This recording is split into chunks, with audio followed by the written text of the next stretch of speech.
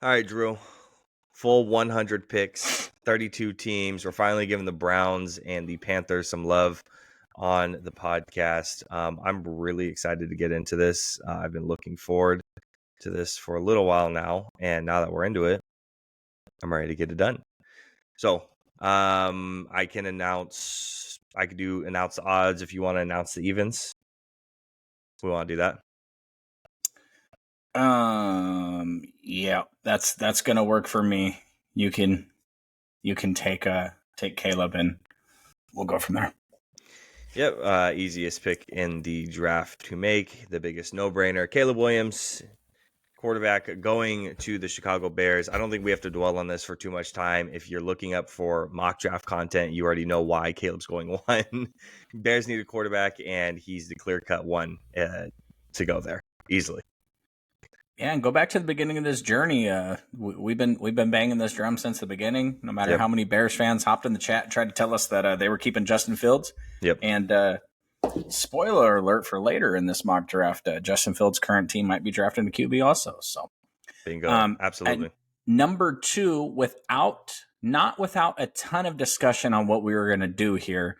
We did go chalk. We went with Drake May out of North Carolina at number 2. After much consideration, again, you got me, the gambler, you got Jacob, the scout, us both putting our ears to the ground on what we were hearing, and we've decided to go with Drake May here. Yeah, it's such a tough position to be in because it's the reality of Jayden going 2 is real. It's a real reality that actually might happen. And here's the thing. If Jayden goes here at 2, this whole mock in my mind really does change. Jayden goes to Minnesota's trading up with New England, taking Drake May instead. There's a connection there. I mean, I think that's a real possibility to happen. And then all of a sudden we have all these dominoes falling a little bit differently.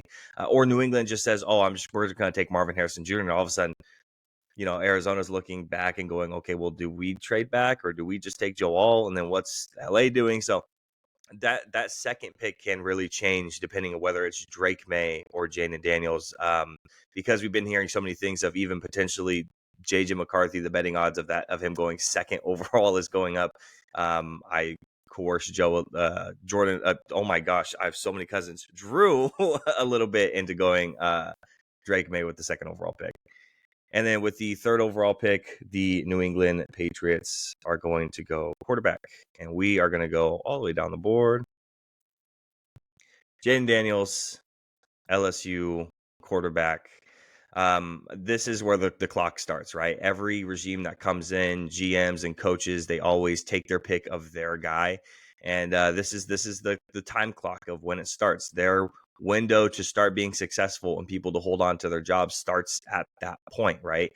April 25th. That's when the window starts opening. You have 5 years from that point on whether Jayden Daniels is successful or not is whether you're going to keep your job. So New England's betting on Jayden Daniels. If it's the right decision, you have to take it. I mean, unfortunately, you have to take the swing. Yeah, and shout out here. Obviously, much discussion on how we were going to do this. I would firmly believe that we're looking at quarterback, 1, 2, and 3, regardless of how it shakes out, which we will react live next Thursday if Jacob can figure out the YouTube. Number 4, we went super chalk. It feels like Marvin Harrison's been mocked here since like the first editions of mock drafts. Yep. Even 2 or 3 months ago. I don't think we've really wavered from here. I don't think I've seen anyone else mocked to the Cardinals here. Obviously, the other option would be them dropping back. This might be a spot where the Minnesota Vikings think they have to get here, or the Broncos have to get here, and if so, maybe. But Marvin Harrison Jr. the Cardinals, number 4. Yeah, pre-draft, the only thing that I would see, or excuse me, pre-free agency, the only thing that I would see would be Joe Alt potentially. But with them, obviously they have Paris Johnson Jr. and then they signed Jonah Williams. So with that additional signing, the Joe Alt thing kind of goes out the window a little bit because Arizona's covering their base on their tackle position, and now wide receiver seems like the clear-cut position to go at that point, being that it might be the weakest wide receiver room in the league.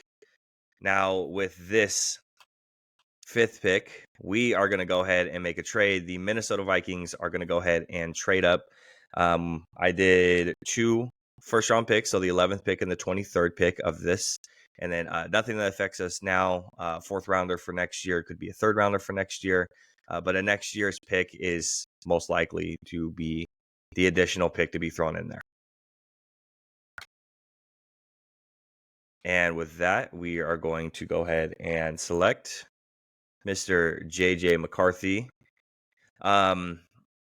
This can go a handful of ways. I think you texted me about, there's a potential, and I've seen it a lot. There's a potential of what if LA just kind of, they don't trade up, and then all of a sudden New York passes on JJ. After that, you're talking about Tennessee's not going to take him, Atlanta's not going to take him, Chicago's not going to take him, the Jets aren't going to take him. All of a sudden you're sitting right back there and you can get JJ at 11. You're basically saying you're doing the Mac Jones approach, right? New England was supposed to trade up potentially and get Mac Jones, and they instead sat back down, and they ended up getting him in the couple of the mid-round picks in that draft. So it's a potential that happens here again, but in this scenario, we're going JJ 5th overall to the Vikings.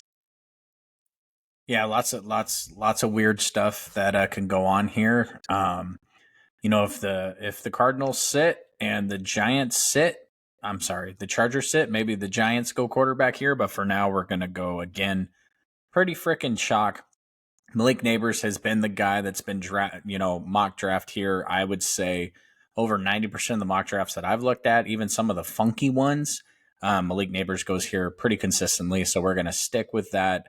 There's not enough information out there that I've been able to see that's going to change my mind on that. And ultimately, we're doing this mock draft to be able to brag that we knew what the hell we were talking about and how it was going to play out, not necessarily what we would do. Because if it was what we would do, it would be a different wide receiver here. But we're going Neighbors at 6 and moving on to the Titans. It feels like chalk is our favorite word here in the first 10 minutes of of the mock draft, and it's going to stay the same. We're going to go Joe Alt. They need offensive line help. They have boosted up a little bit in the offseason. You got Lloyd Cushenberry. You're bringing in Joe Alt. You still have Peter Skoronski out there. So you're getting that left-hand side and that center side just kind of shored up a little bit tougher.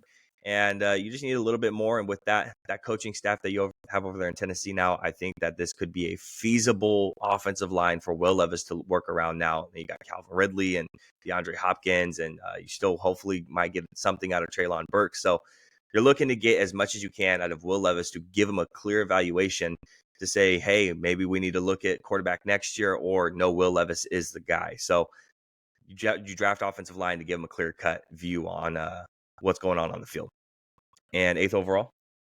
I don't really know why they're taking all. They could just move Skoronski to tackle, but that's whatever. Moving on with life. That was last year's draft disagreement. Number 8, the Falcons here, they're going to go with the edge rusher out of Alabama. They're going to go with Dallas Turner. While not my number 1 ranked edge on the board, not even really my number 2 ranked edge on the board, this seems to be like the Marvin Harrison pick ever since these mock drafts first came. I honestly, if I were to bet on it, I bet this doesn't happen just because that's what everybody keeps saying is gonna happen. Right. If they're in love with Dallas Turner, they'll take their guy. This could be a trade out spot for the Broncos. This could be a trade out spot for the Raiders. Looking at quarterback, a couple of different things could happen here. But for now, for this, we're going to go Dallas Turner. Yeah, and don't be surprised because there is a need there at corner as well. Don't be surprised if maybe it's the first corner off the board there, or even a Byron Murphy, or I know Jer'Zhan Newton's going later and later in drafts. So, but he still has the potential, depending on how much the NFL likes him, to go as high as 8. They need that defensive line help. It all depends on how much the NFL and specifically Atlanta likes him. So, but right now, Dallas Turner is the pick. And 9th overall, the Chicago Bears. They're ready to eat with Rome Odunze, wide receiver out of Washington. I know we have Keenan Allen. I know we have DJ Moore. I know we have weapons over there. But first of all, a third weapon doesn't hurt you. And second of all, Keenan Allen only has 1 more year on his deal, right? So, it's Keenan Allen's a short-term thing to give Caleb Williams a weapon now, a pure number 1. And DJ Moore's that pure number 1 too. So he's also 53 and only plays like 3 games a year. So So it's another weapon. It's a younger guy. You know you're going to have under contract for the next 5 years if you pick up that 5th year option. Spoiler alert, you probably will if he's good enough. So at the end of the day, you need more weapons, and Keenan Allen's aging. 10th overall.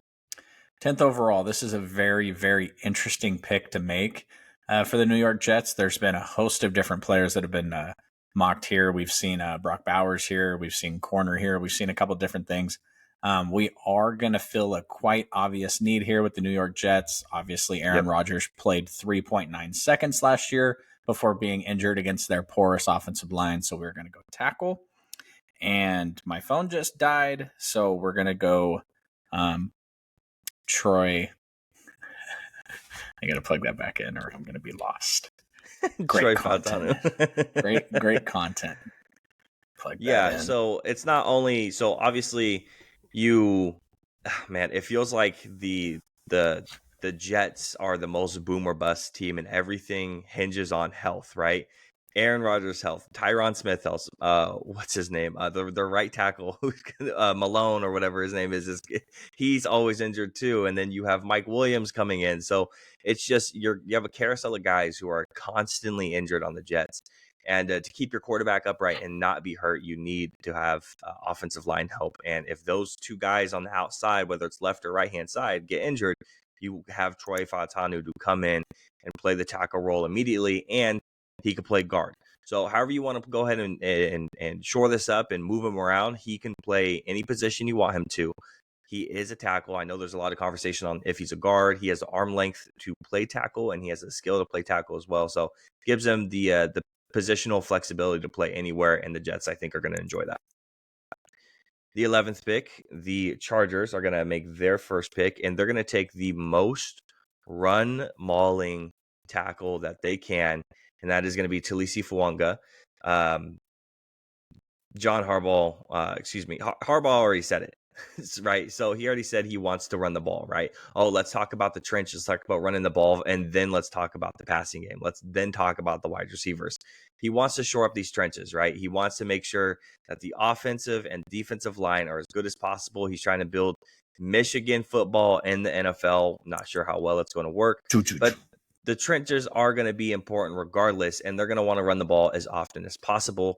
Now with J.K. Dobbins signing with the Chargers today, and potentially maybe more running back help coming down the board Chargers? in the draft. Yeah, you didn't see that? I swore someone told me he was going to be a Cowboy. Yeah, that's weird. I think y'all got somebody though, right?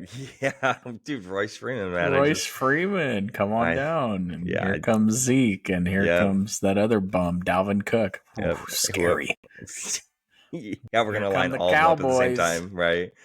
So it's a no-brainer pick. You got the most run-mauling right tackle you can in the draft, and that's exactly what the Chargers want to do. All right, here we go, y'all. We're about to get funky. We're about to throw a little stank on the mock, okay? Listen, Sean Payton already wasted 1 year. He's not interested in wasting another. We're not running it back with the Jared Stidham. We're not going to go get a Jimmy Garoppolo in free agency.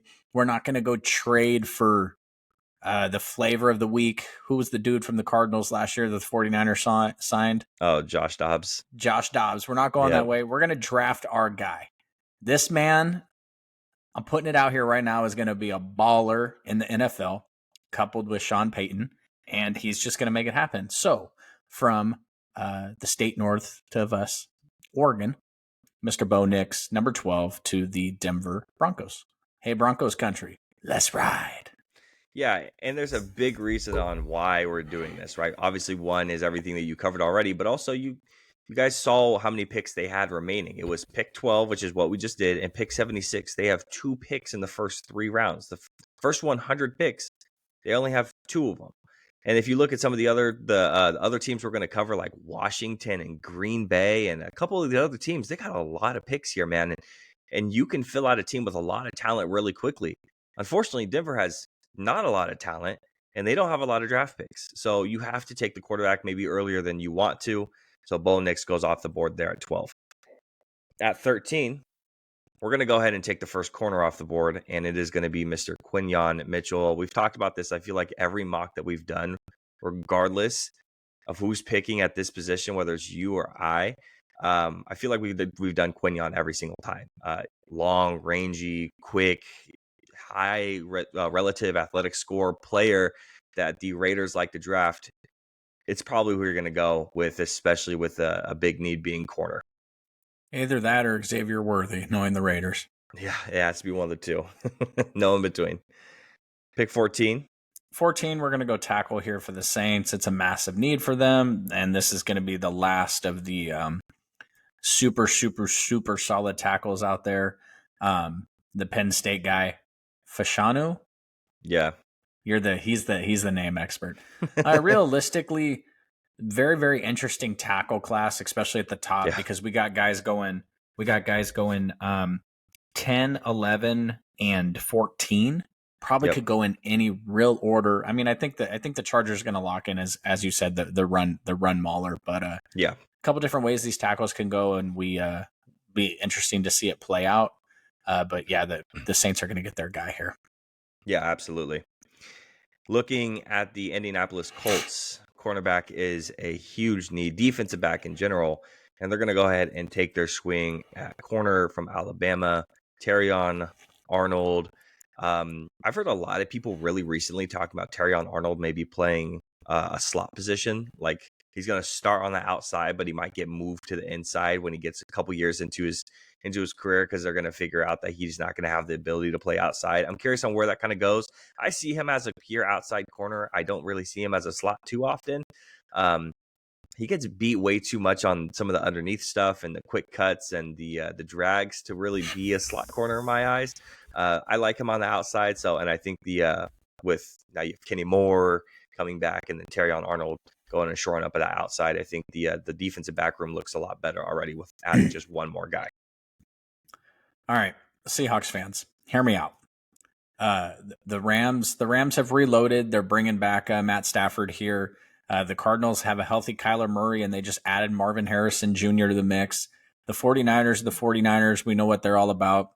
And the one thing we know is that Geno Smith cannot get the job done. I love him. He's had a good resurgence to his career here, but he's not been able to get the job done against the division rivals. You cannot move forward with a quarterback that can't get the job done. So coming off the board extremely early, and if you look up in that area there of their remaining picks, you're going to see why, much like the Denver Broncos. Yep. Seahawks are going to make a massive splash. They're going to get their quarterback of the future, local boy, Michael Penix. Absolutely. And not a lot of remaining picks after this. And you're going to see later on the draft, there's not going to really be, after this, you're not going to see a quarterback for a long time. I'm getting all the funky stuff this time. I like it. Yeah, you are. I just noticed that. You're going to see a lot of the quarterbacks come off of the board, or two more quarterbacks come off the board way, way, way later. But Seattle's not going to want to take some of these guys. Michael Penix is a guy who can be, in my eyes, will be a starter in the league. And you could potentially take a guard or a center, but your GM already said he does not value that position. He thinks they are overdrafted and overpaid. So chances are either you take a quarterback here or you're not drafting at this 16th position anyways. So we're going quarterback in this position because just like Drew already said, Geno can't get the job done. And frankly, when you're talking about Bo Nix coming off the board at 12, if JJ McCarthy falls and then Bo Nix falls, you can wait. You can try to trade back up. You could try to make something happen here. But if Bo Nix comes off at 12 and Michael Penix is the last of the really ready to go quarterbacks in this class, he's going to go. You have to make the pick here because you're not going to be able to get back in and get him. There's plenty of other teams that are on that QB needy fringe that will take him here. So this, you got to strike. Absolutely. Especially when you're in purgatory here in the middle of the draft, guys, the Seahawks fans. You don't find the option to draft a quarterback that's a difference maker. This is Kenny Pickett territory right here. Like this is where Kenny Pickett went a couple years ago. That's not what you're looking for to move forward with your franchise. Yep, absolutely. And here, 17th with the Jacksonville Jaguars. I think there's a good conversation to have for guard center. Like if you want to take J.C. Latham, move him to guard. I think that's a conversation you can have. But looking at the board and looking what's really following right now, I think a guy that we both have pretty high ends up going here at 17th. So Jared Verse, edge rusher coming off the board. You have Josh Allen on one side, Jared Verse on the other side. I feel like two polar opposite players in terms of their play strength and actually how they get after the quarterback and how they get into the backfield, but equally effective. I think Jared Verse and the Josh Allen 1-2 combo is going to be really, really effective in Jacksonville. And you got to do something, Jacksonville, whether it's your defense or your quarterback steps up or something has to happen this year. Or we're going to have really, really, really, really tough conversations with getting rid of your quarterback and moving on. So I think the defense has to step up in a big way for Trevor Lawrence. So Jared Verse going 17th. There was some news today about him signing like a 6-year, $210 million extension. So Cincinnati Bengals here. I the depths of my soul want to take Brock Bowers here. I wanted to do it, but all the injuries you've had to your franchise quarterback, the injuries you've had to Joe Burrow, you got to do what you got to do to protect him. And with J.C. Latham sitting there on the board, I think this is a pick you have to make. The versatility that he's going to provide, being able to play all over the place on the offensive line. Eventually, you might have to move him inside to guard, which makes this pick a little high for me. Yeah. But when you're talking about the fact that he can play tackle to start, and once you get in and coach him up, and you might be able to fill multiple holes on the offensive line, you got to go. You got to go offensive line here to protect your investment, because frankly, it doesn't matter how good your tight end is if your quarterback's not out there playing. Yeah, and they really, at the end of the day, they really haven't made the investments to protect the quarterback at this point, right? They've tried to pay some some ex-Cowboys tackle that ended up not being very good for them. So they've tried to make some of the investments, but go with the investment early in the draft, right? You made, whether you were going to pick Jamar Chase or Penei Sewell in the draft that year, you were going to make the correct choice. You had two things laying in front of you, and you were going to have one of the best at their positions either way. But you're still reeling from that, right? You're still reeling from not having, a short up tackle or a short up offensive line. And I think that J.C. Latham does a job for you. And the Los Angeles Rams, you just had one Aaron Donald retire, and you're going to want a replacement for that to play next to your stud Kobe. No, yep, Kobe Turner is your other interior defensive lineman, and you're going to want someone to play right next to him. And getting that done with Byron Murphy out of Texas is going to make that defensive line a little bit scarier. I'm sure the Niners fan with us is excited to continue to shore up a defensive line that is already young and eventually is going to be very, very, very good. Yeah, unfortunately for 49ers fans, but fortunately for the Rams, you guys are at a nice little pick here at 19. There's a bunch of quality players. You can go defensive lineman. You can grab a great corner. There's still some offensive line help there. There's a lot that these guys can do here. I think Brian Murphy makes a ton of sense for them. They don't have to change the way that defense is running if they slot him in and he plays well. So it makes a ton of sense. Nice little spot for the Rams to be picking there. Tons of talent left on the board. But we've moved past the Rams. We're going to go to the Steelers. Steelers are in the news right now for potentially trying to trade for a wide receiver. I'm going to guess that they don't get that done before the draft, so they're just going to go ahead and select one. Not my highly ranked guy here. We're going to go ahead and skip Mr. AD, and we're going to go Brian Thomas Jr. Let's be honest. We've seen this dude mocked as high as 11 or 12 already. Yeah. He's been all over the place, falling out of the first round. Clearly, the league is a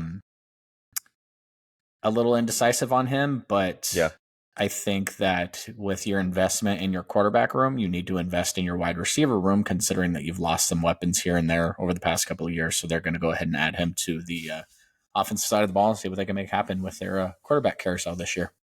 Yeah. And with the 21st pick in the draft, the Miami Dolphins are going to go ahead and replace one of the positions that they need a lot of help in. And that's going to be it's your offensive line. But Graham Barton can play all five positions. We've heard this many, many times before. To me, as a tackle, I don't like Graham Barton very much. Now, as a guard and a center, I would have Graham Barton put at 3 or 4. He's a top 5 in that positional category. And you're missing a center. So Graham Barton coming in and playing center for you immediately is going to help Tua protect you got to protect Tua as much as you can because that man is a walking Red Cross. So you got to protect him as much. 22nd, the Shitbirds. Shitbirds, another interesting place for them. We've seen corner here. We've seen wide receiver here. We've seen a lot of stuff here. We decided to go with a offensive lineman here. Not the conventional wisdom for the Philadelphia Eagles here, but the thing about it, I just said here like 17 times in that last 10 seconds. That's great material. The thing about the Eagles is 2 years ago, Jalen Hurts was in talks for the MVP conversation. I don't want to hear any old people screaming at me that he wasn't an MVP. It's a fact. The Vegas odd makers had him in line for the MVP before he got hurt. Yep. Well, he got hurt. Offensive line.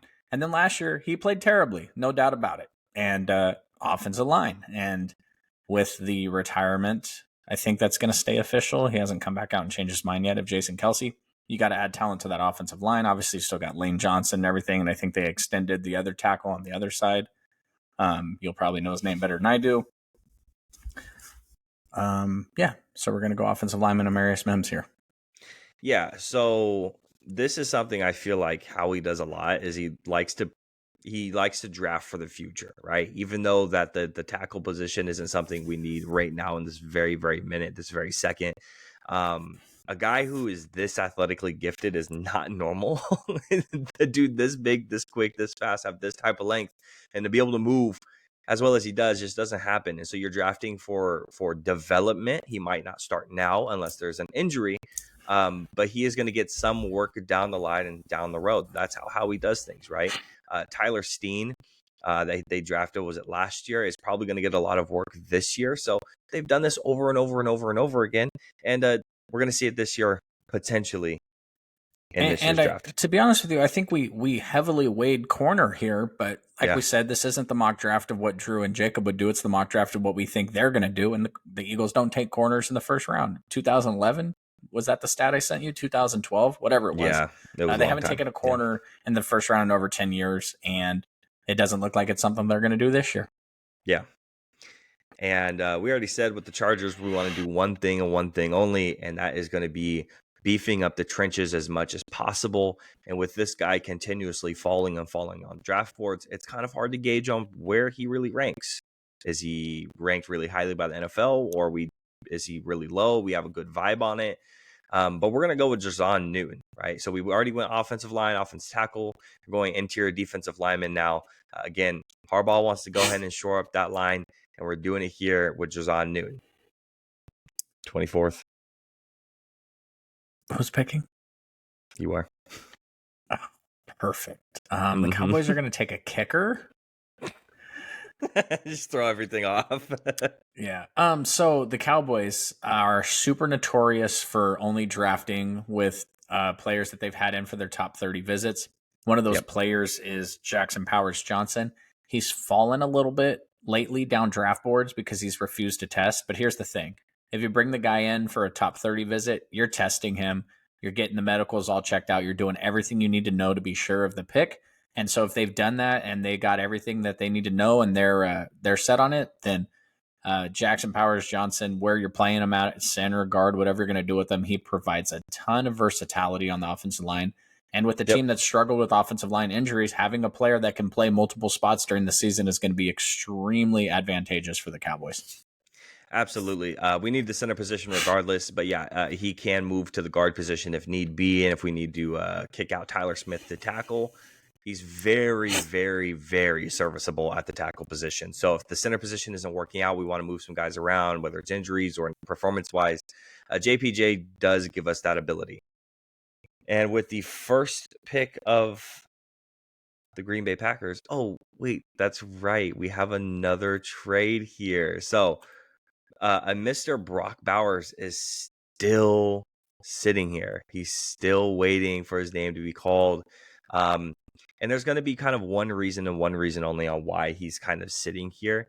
And you're going to look at the recent success of the tight ends that are not picked inside the first round, right? Sam Laporta from last year, he's a second round pick. I mean, Travis Kelce's a third, a fifth, something like that. I mean, George Kittle's a fifth, right? He's a fifth. Travis is a third.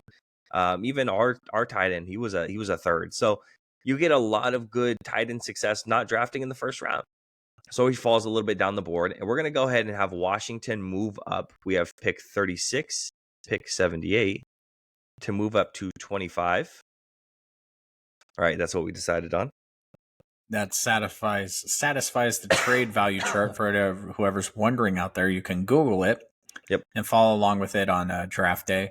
Every pick has points weighted to it, and you can add up the points to make sure that a trade that you're thinking your team might make would make sense. And then you can laugh at other teams if they get murdered on the trade value chart, because the people on the internet assure us this is the same chart that the NFL teams use. Yeah. So again, Washington trades into the first round once again to go ahead and select Brock Bowers again. We've already explained our reasoning on why Brock is going to go ahead and fall to this position here, but Washington goes ahead and gets their tight end and a huge weapon for Mr. Drake May. And frankly, when we're talking about Brock Bowers, we're talking about a guy who can be a primary pass catcher for your team. There's a ton of talent that's come off this board, which is why he's fallen a little bit. Not so much that he deserves that. It's just when you're looking at some of the tackle and corner talent that's still on the board right now. It's just one of those things. Washington is able to move up and nab a guy that's probably going to be very, very important for Drake May in his first season. So not that we forgot about Brock Bowers or anything. The Washington moves up and gets their guy. Number 26, Tampa Bay Buck. And the other thing, Green Bay making the move. I love Green Bay's roster. Me and Jacob, we struggled really hard to make picks for Green Bay down the stretch here in rounds 2 and 3, just because they're so loaded. It's like, all right, what do they need? Okay, let's just get them talent. So being able to trade back and acquire more picks is good for them. So Tampa Bay Buccaneers, this is a team that needs everything. You can actually see it on the screen. That's very nice. They literally need everything. Mm-hmm. Here we're going to go Zach Frazier. He center primarily. First round is a little high for guard for me, but when you're a player like Zach Frazier, Jackson Powers Johnson, Graham Barton, these players are all super, super versatile, and they can cover multiple positions. Hopefully they slot Zach Frazier in here as the starting center for the next decade, and it's not a Cole Strange situation. Yeah. Real quick, shout out to the Twitch chat. Hoping my Browns win a Super Bowl this year. I need something good for me this year. We're gonna go ahead, and most people don't cover outside the first round. We're doing a 3-round mock draft. Stick around. We'll get around to your Browns. We got 2 picks for your Browns, and they're good ones. So stick around, and you'll go ahead and you'll be able to see those. Hey, I'll tell you what, man. If Deshaun can find a way back to Houston Texans, Deshaun. If he can go for 4,000 yards and 35 touchdowns and like 9 interceptions this year with that defense, and if Nick Chubb can come back and be, Jerry Jeudy, Amari Cooper, a couple of 5th round trade value wide receivers there, watch out. I wouldn't want to. Hey, the Browns smashed the 49ers this year. That shit was embarrassing. And I was just like, the hell is going on? I'm going to freaking, yeah. So shout out to the Browns. If your quarterback is worth anything, you guys might have a shot to do some serious damage this year. Absolutely. Going back to the mock, pick 27, Arizona Cardinals. You're getting a guy who's falling a little bit right now. Mr. Cooper DeJean. Some people's corner 1, some people's corner 4 or 3. Safety 1. Maybe a safety 1. So he's a guy who can play all over the place, and for a defense that needs guys all over the place, and a guy who's just falling, you just need to pick best player available at that point. Cooper DeJean has to be the guy there, especially just for the talent sitting at that spot. It's crazy. And if he goes 10 picks higher than this in the real life mock draft, then you know what? You're right, because he's talented and he's all over the place. So whatever team drafts him just needs to have a plan. Yeah, and you're going to see guys fall all the time, right? Oh, I mean, for sure. Right? If Latu and Mitchell and Wiggins and Kool-Aid, like these guys are still sitting here. So it's like, if those guys go higher, then we have other guys that are falling. I mean, it comes down to team needs, so you can't really say too much about it. Good players fall every single year. I think we did a mock. I think I took Tavondre in the first round, like in the top 23 picks or something. Now, that was before he decided to get a little hoo-hoo and start driving his car around town. That's not my fault, but yeah. The Bills, I don't know if you guys noticed, they are a team that has nobody to catch the ball, which is fairly suspicious when you are paying your quarterback $60 million to throw it. So Yep. they're going to go out and they're going to grab AD Mitchell, who is going to provide instant impact for them. And I think if you can bring all the skill level to the wide receiver position and none of the drama, that's just going to be addition by subtraction. Nothing bad to say about Stephon Diggs at all, but he's been clearly unhappy for a couple of years now, and we don't know what kind of effect that's had.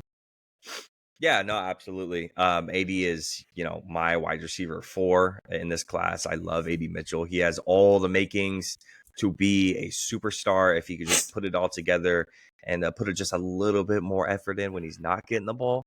We're talking about a guy who could potentially be a top 15 wide receiver in this league very, very comfortably. Again, he's being compared to George Pickens and CeeDee Lamb without the yak. So this is the type of player that they're gonna go ahead and get. And looking at the Lions, they need some offensive line help. But unfortunately, looking at the board and how it's falling, you can't really turn a blind eye to a Leatu Latu, who's just sitting there and who's our edge 1, who's going late first round. He's our edge 1 in this class, and he's going. That just shows you how good this class is in general, with the corners and the wide receivers and the tackles. We have edge 1 coming off of the board late round 1 for us, at least. We've already had a couple edges come off the board, but Dan Campbell should be screaming at somebody to sprint the card up, or he should just sprint the card up himself, because that man can probably run a 4.40 at this point.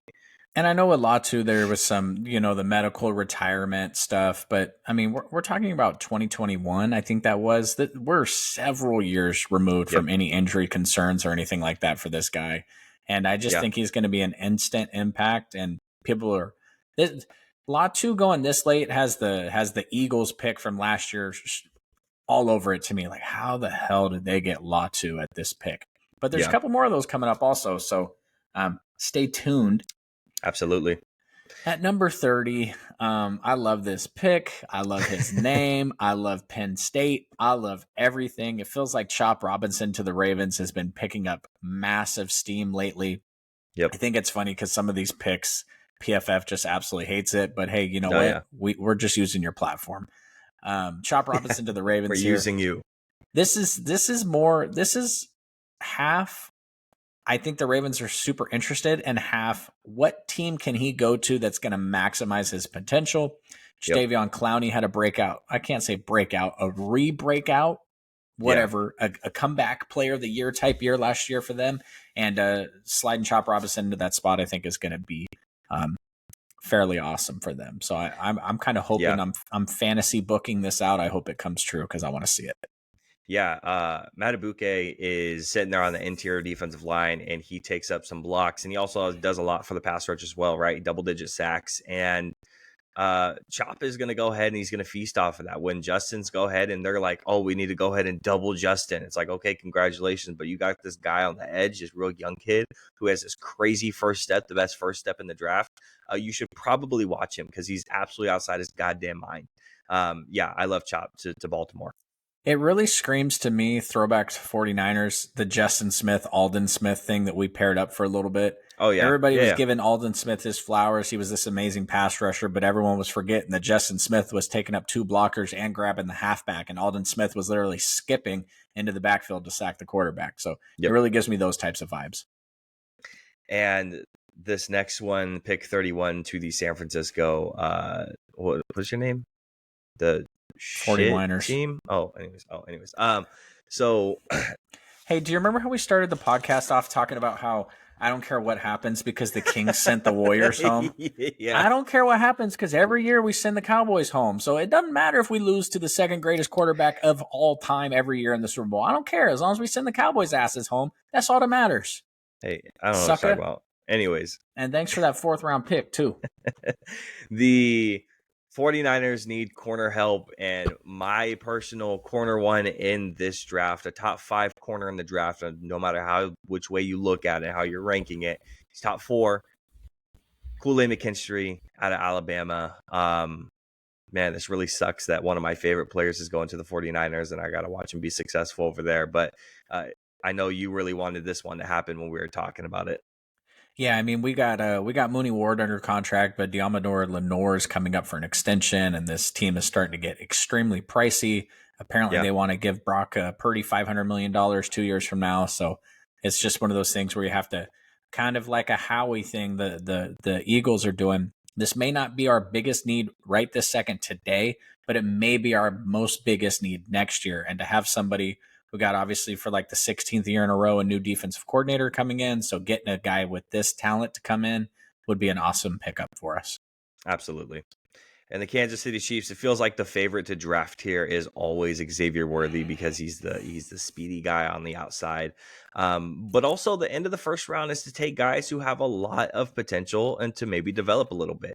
And you do need tackle help. And a guy who has a lot of potential and is a tackle is Tyler Guyton out of Oklahoma. A little bit of the unconventional pick. Again, everyone always picks the wide receiver spot, which I think you could get that wide receiver, and we will see it later on. You can get that wide receiver later. Not really going to get a lot of guys in this class who are like Tyler Guyton, who are super toolsy and just need a little bit of coaching to bring the rest out of them to get that full potential. So Tyler Guyton, pick 32 into the first round. So this is our first round for everyone that is watching. And I'm glad we pissed everybody off except for Texans and Browns fans. Right. Although there's a couple teams that should be jumping for joy. The Lions, if Latu falls to you, I don't even care what you think your needs are at that point. You take them. The Cardinals, you get Cooper DeJean. You guys are going to take Marvin Harrison Jr. and Cooper DeJean? Come on. You still ain't beating the Niners, but you can be excited about it. Yeah, there's a lot of steals in the draft. It feels like for all the Cowboys fans out there, I'm going to just be 100% honest. JPJ is not my pick.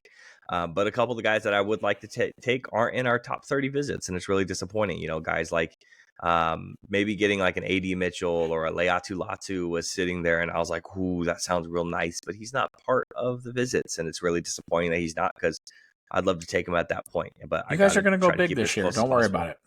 Yeah, we're going to go all in. It just hasn't happened yet. Just wait. Zeke is still on his way, bro. Don't worry. Yeah, that's going to satisfy me.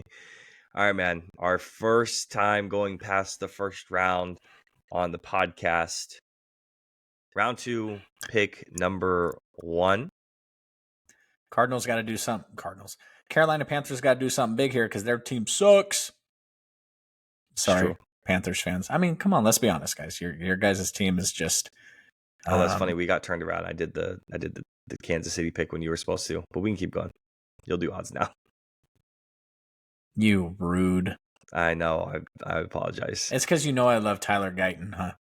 Yeah, it is. I've been talking about him to the Niners forever. Go ahead. You can take him now. Carolina. The Panthers, they need a little bit of everything. They are going to go wide receiver here. This guy's flying up the draft boards. There's a ton of great wide receiver talent here, and PFF hates him for some reason. So we're going to scroll really far down, and we're going to grab Xavier Worthy. Just got to take the pressure off Mr. Bryce Young in any type of way possible. And to add a speed threat like this, a guy that can break the defense down at any point and just stress the back end of the defense. If he may not go for 1,000 yards and 12 touchdowns his rookie year, but if he can just open the underneath stuff to let Bryce become a little bit more comfortable, obviously he has a hard time seeing over the offensive line with his height, but just be able to move in, find those throwing lanes because there's a guy taking the top off the defense. I think it could really help them, maybe win 6 or 7 games this year instead of what they did last year. Obviously, you guys need a ton of help, and getting a wide receiver like this is a good first start. Yeah, there was a point last year where Bryce Young just stopped looking deep downfield because 1, no one was open, and 2, by the time he was looking deep downfield and there was something developing down there, someone was always barreling at him. So now with them trying to shore up the offensive line a little bit, help Bryce Young out, please.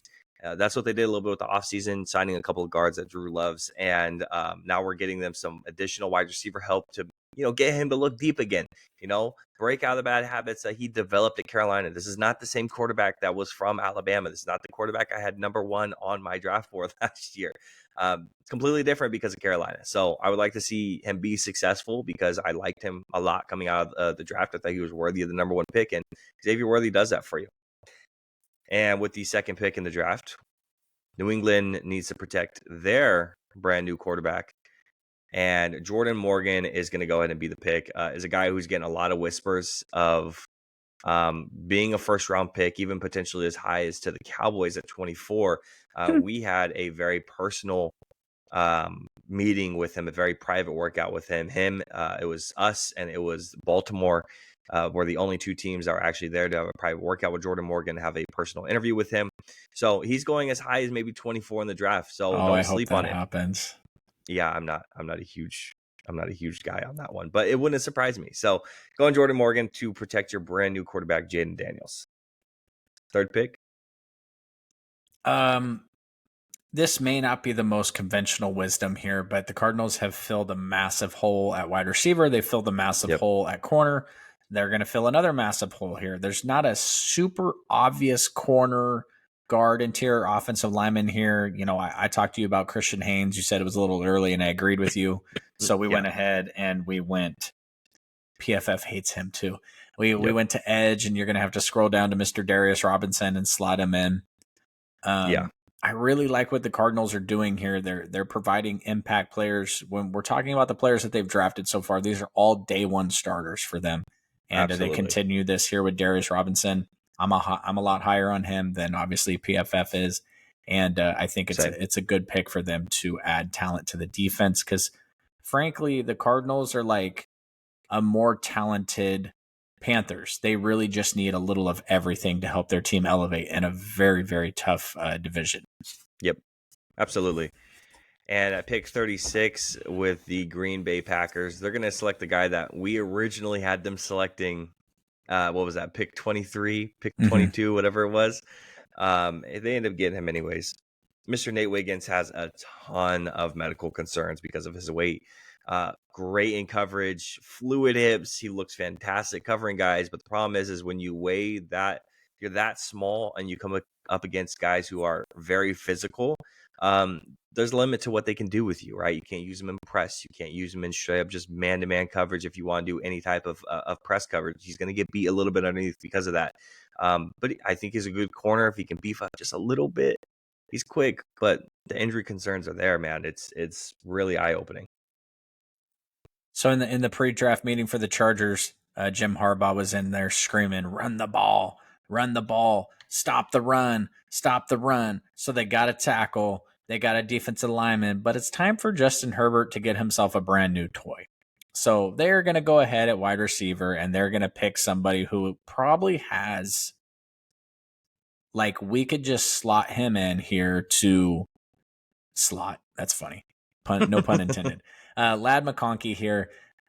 Just one of those players that, like, is it almost a guarantee that he's going to have a 7 to 9 year NFL career and he's going to catch a shit ton of balls on third down that are going to go for first downs, and he's never going to catch a pass that's longer than like 13 yards, but it's just going to do all the underneath dirty work. And a player that's been mocked as high as 31 to the 49ers.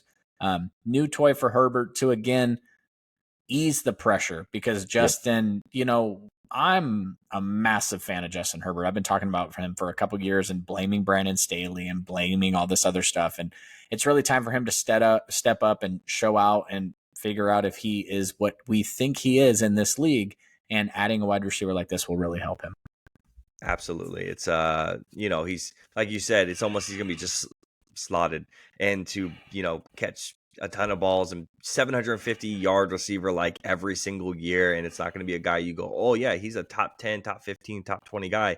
But every team he's on, whether it's just the Chargers for his whole career or he bounces around a little bit, you can go, damn, I didn't realize how good he was and how crucial he is to this team. Yep. Tennessee Titans at pick number 6. I already talked about some of their wide receivers before. And yes, I did talk about DeAndre Hopkins, but he has one more year left on his deal. And you're going to go ahead and you're going to surround Will Levis with one more weapon. And it's a guy who's the best contested catch guy in this class. Go, if you don't even like to watch film, that's fine. I get it. Just look up Keon Coleman highlights and you're going to go, damn, why didn't this guy go earlier? A lot of slow route running. He's not the quickest guy. His hips are stiff. There's a lot of issues with him with his feet, his footwork as well. But when it comes to the contested catches, he's fantastic. And luckily, he's good at that because his separation is not great. So, Keon Coleman, number 38. a super, super weird draft pick for them, Keon Coleman. Not for them to select a player, but he has just been all over the place in terms of mocks. Yeah. A month or two ago, he was extremely high. He's definitely fallen since then. So Yep. Good pick for them. Okay, Carolina. Man, you guys, can we just cut what I said a few minutes ago and paste it back in here? You guys need a ton of help. Yep. This time we're going to go on the defensive side of the ball. We're going to go to big time school, big time player. We're going to go ahead and grab Chris out of Bama, Braswell, and we're going to slot you guys in there. Again, impact talent is what you guys are looking for. Yep. And frankly, anytime you guys come up on the board in this draft, it's just whoever is the best player available, just take that guy, because that's what you guys need to do, and that's kind of what we did here. Yeah, especially letting go of Brian Burns, right? You gotta fill that role and that need with somebody else. And then with the Giants pick that they sent to you, you're taking Braswell. And the 40th overall pick 8 in the second round, the Washington Commanders are going to go ahead and take a corner. They took a corner last year in the first round, and that man is tiny, the lightest corner to ever be taken in the first round. Now you're going to go ahead and take a big, physical, long corner who has a ton of potential if you can just coach him up just right, which Dan Campbell always seems to have a guy on his staff that's really good at coaching up some of those corners. TJ Tampa out of Iowa State is going to be the pick here. Again, you need the corner help anyways.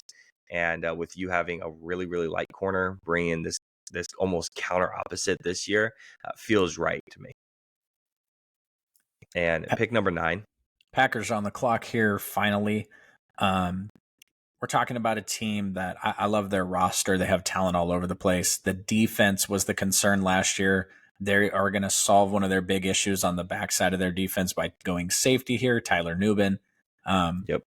I think the Packers defense has a big shot at being much improved this year. You know, there's those rumors about the defensive coordinator being the head coach's best friend and all this other stuff, and making some changes. Really positive impact with some of the signings they've made. And to be honest with you, going into next year, obviously the Cowboys, I get it. I'm nervous about the Cowboys, but the Packers are the one team going in next year that I'm kind of like, shit, I really, really do not want to see them in the playoffs again next year. Yeah, because they're not going to be sneaky anymore, right? Everyone knows they're here, they've arrived. All they do have to do is build on it a little bit more, and they're right back into it. So not only did they potentially get a top 5 corner in the draft in Nate Wiggins, but then you go and grab the number 1 safety off the board and the first safety off in this draft as well, and Tyler Nubin. And the first linebacker is going to go ahead and come off the board here at pick 10. D'Amico gets his guy.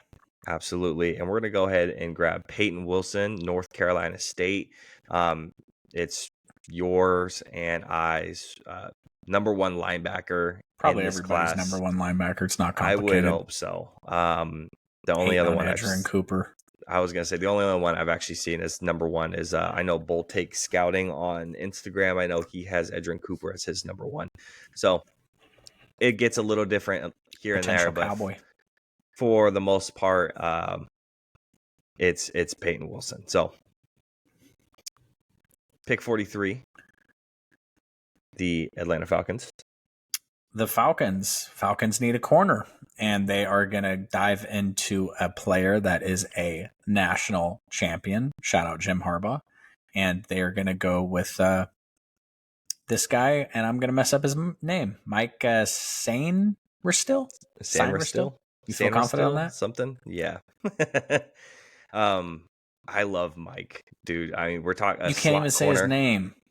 Mike S. Mike's Mike from Michigan. Mike from Michigan, like he's a radio. Now we're going live from Mike from Michigan. How you doing tonight? Can we take calls? Great, yeah, that'd be fun. Great slot corner. He's my number 1 slot corner in this draft, pretty handily. He's a top 5 corner in this draft to me. I really like him a lot. So for Atlanta to get him in the beginning of the second, that's where a slot corner goes. This is great value for Atlanta. Yeah, you like it. All right, pick number 12. Yeah, good luck here. Oh, what with the name? Mm-hmm. Oh no, I'm good on that. Excuse me. The Raiders need offensive tackle. They need offensive line help in general, and a guy who has a ton of potential that I enjoy quite a bit. Kingsley Suamatia is going to go 12th to the Raiders, the Las Vegas Raiders. You took what's his name a couple of years ago out of Alabama, and he has not panned out very well. And now you're trying to just try to help out that offensive line. Whoever's going to be your quarterback, Gardner Minshew or McConnell or whoever it's going to be, maybe Dak someone Prescott. else. Yeah, I guess. Whoever it's going to be, you're just trying to protect them up a little bit. So tackle is where we're going there at pick 44. Now 45. Saints, they're going to go ahead and fill another need here. They obviously have Derek Carr. I guess they're going to roll back with him. They're going to provide him a little bit of help. They're going to go back to the national championship well. They're going to grab one Roman Wilson and slot him in at wide receiver, and hopefully that he can, in hopes that he can do some damage for them. Saints got an interesting wide receiver room. Yeah. They got an interesting. Actually, there's nothing interesting about the Saints. I'm going to be honest with you. Y'all are boring as hell, and I apologize. Hopefully getting Roman Wilson over there. I don't know. You list out the names on that offense. And you're like, how did you guys suck so bad? Well, it was your head coach, but I digress. We're not talking about head coaches here. We're talking about drafts. So you guys are going to add to the wide receiver room here, add some talent, because who knows how much longer you have with your wide receivers, and if Chris Olave is going to want to sign an extension with you guys, et cetera, et cetera, et cetera. So add Roman Wilson here and try to add some talent for Derek Carr to do something. Yeah, it's perfect for Derek Carr, who doesn't like to throw the ball more than 4 yards down the field, and it's going to be a slot guy who's going to be the perfect security blanket, especially since you don't really have a security blanket right now because you don't really have a tight end. So that wide receiver help at that slot position is going to be perfect for them. And with another wide receiver coming off the board here to the Indianapolis Colts.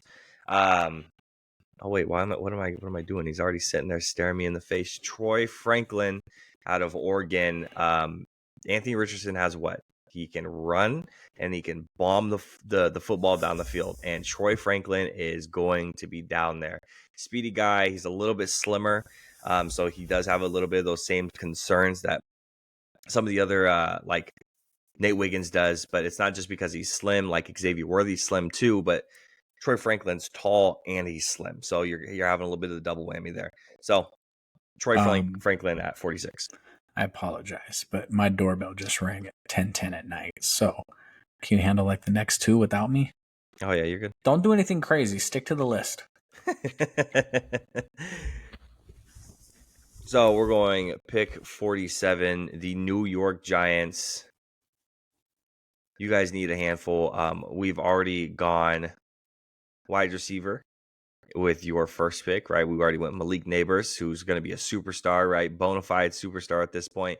And then now we're going to go ahead and shore up that defensive line. And a guy that Drew and I are big fans of, he's my personal interior defensive lineman in this class, second. Braden Fisk out of Florida State. Sure, you do have some of your guys on the defensive line. They do have talent, and now bringing in Brian Burns as well, it's going to give the ability for Fisk to really feast. You're not going to have him in the backfield too often, stopping runs or doing that sort of thing. You are drafting him purely off of pass rush ability, and he's probably one of the better ones in the class outside those top two guys, Jerzon Newton and Byron Murphy. Braden Fisk, I think, is right there when it comes to that pass rush ability. And then pick 48, we have a corner coming off the board for the Jacksonville Jaguars. And we're going to go ahead and go with Kamari Lassiter. This is Drew's guy. So, Mr. Drew, we just took Kamari Lassiter off the board, one of your personal favorites. I love Kamari. Hey, shout out to me. Speaking of me, Drew Taylor, shout out to me for telling the DoorDash guy he had the wrong house instead of eating somebody's leather bees. It was tempting. Yeah, right. Is that a banana split? Oh, yeah, sir. You got the right house. Come on down. Let me get that. So Jacksonville shored up their defense quite a bit already. We have Jared Verse and then Kamari Lassiter coming off of the board. So some big names, some big hitters, physical guys for Jacksonville to give a little bit of cushion for that team. Yeah, so check it out. Jacob wouldn't let me take Brock Bowers in the first round with the Bengals. So I said, you know what? Suck it. I'm taking Jatavion Sanders in the second for the Bengals. Now that they got the tackle to protect Joe Burrow, they're going to give him the tight end to throw the ball to. Jatavion Sanders is one of those guys where I think we can look back on this pick in a couple of years and be like, what happened to that guy? Or we can look back on this pick in a couple of years and say, holy shit, this was a home run. Like his ability with the ball in his hands, his ability to catch the ball, and not a guy that I think is anywhere near his ceiling. So big pick for them. Hopefully they develop him well because he can be a massive weapon for Joe Burrow. Yeah, and shit, dude. I mean, we're talking about everybody on this, the playmakers on this Texas, coming out of Texas this year. You can say that about all of them. Xavier Worthy, A.D. Mitchell, Jatavion Sanders. I feel like these guys are like home run hitters or they're massive busts. I don't know if there's a big in between for a lot of these guys. I feel like AD's out of the league in a couple of years or he's a superstar of the Buffalo Bills. Isn't it hella weird that Quinn didn't come out? Like, are you really going to upgrade your weapons? So, I mean, I get it, the NIL money and all the recruiting you're doing, but you're really going to be better next year? I thought it was weird. Yeah, no, I would agree with that. I mean, the next year's quarterback class isn't very good, so maybe he came out to be like, oh, well, I could be a first-round pick next year. This year, maybe not, but next year for sure. So, interesting decision. Eagles at pick 18. We're going to go with a 1, Ennis Rakestraw Jr. They need corner help, right? And some people might say, oh, well, we need to draft a corner in the first, right? Why would you go with tackle? You can't deny Marius Mims' capabilities, and getting Ennis Rakestraw in the second is good value. It's exactly where he should be drafted, and it's going to be a good corner with in a system that fits him. So I wouldn't be too angry about this pick, Philly, which you're angry about everything, so who knows? And this is a player that I've seen drafted to the 49ers in the first round. So this is a player that has a ton of potential. This is a player that there's people out there that are really, really high on him. And to be able to take him in the second after shoring up the tackle position, good start to the draft for Philadelphia here. You gonna have fun with this next one?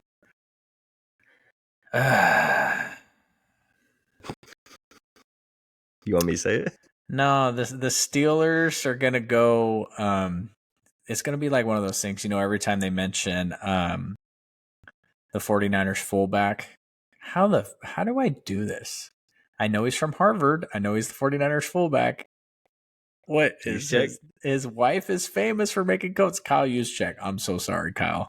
I'm sorry. I'm a bad 49ers fan. They're always like, Kyle Juszczyk went to Harvard. They're going to be like, Kieran Amagadadaji went to Yale. And all right, it's Amagadiji. Say it. What you got? Amagaji. I like my stutter version better. Anyways, Steelers need wide tackle receiver help in the first round.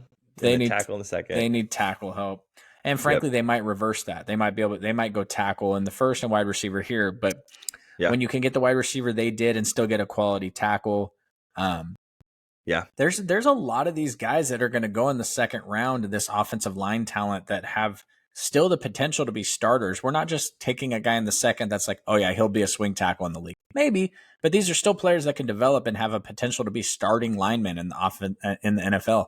And when you can get that guy in the second round, that's excellent value. Absolutely.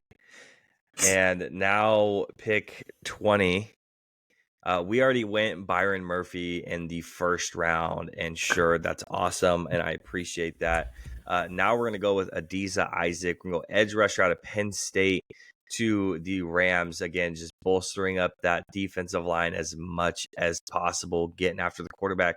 And it's funny, if you look up the needs for the Rams, the first thing that really pops up a lot of times is like corner help. It's like the amount of corners that they brought in that are really good quality corners. I don't see the need for going corner in the first couple of rounds.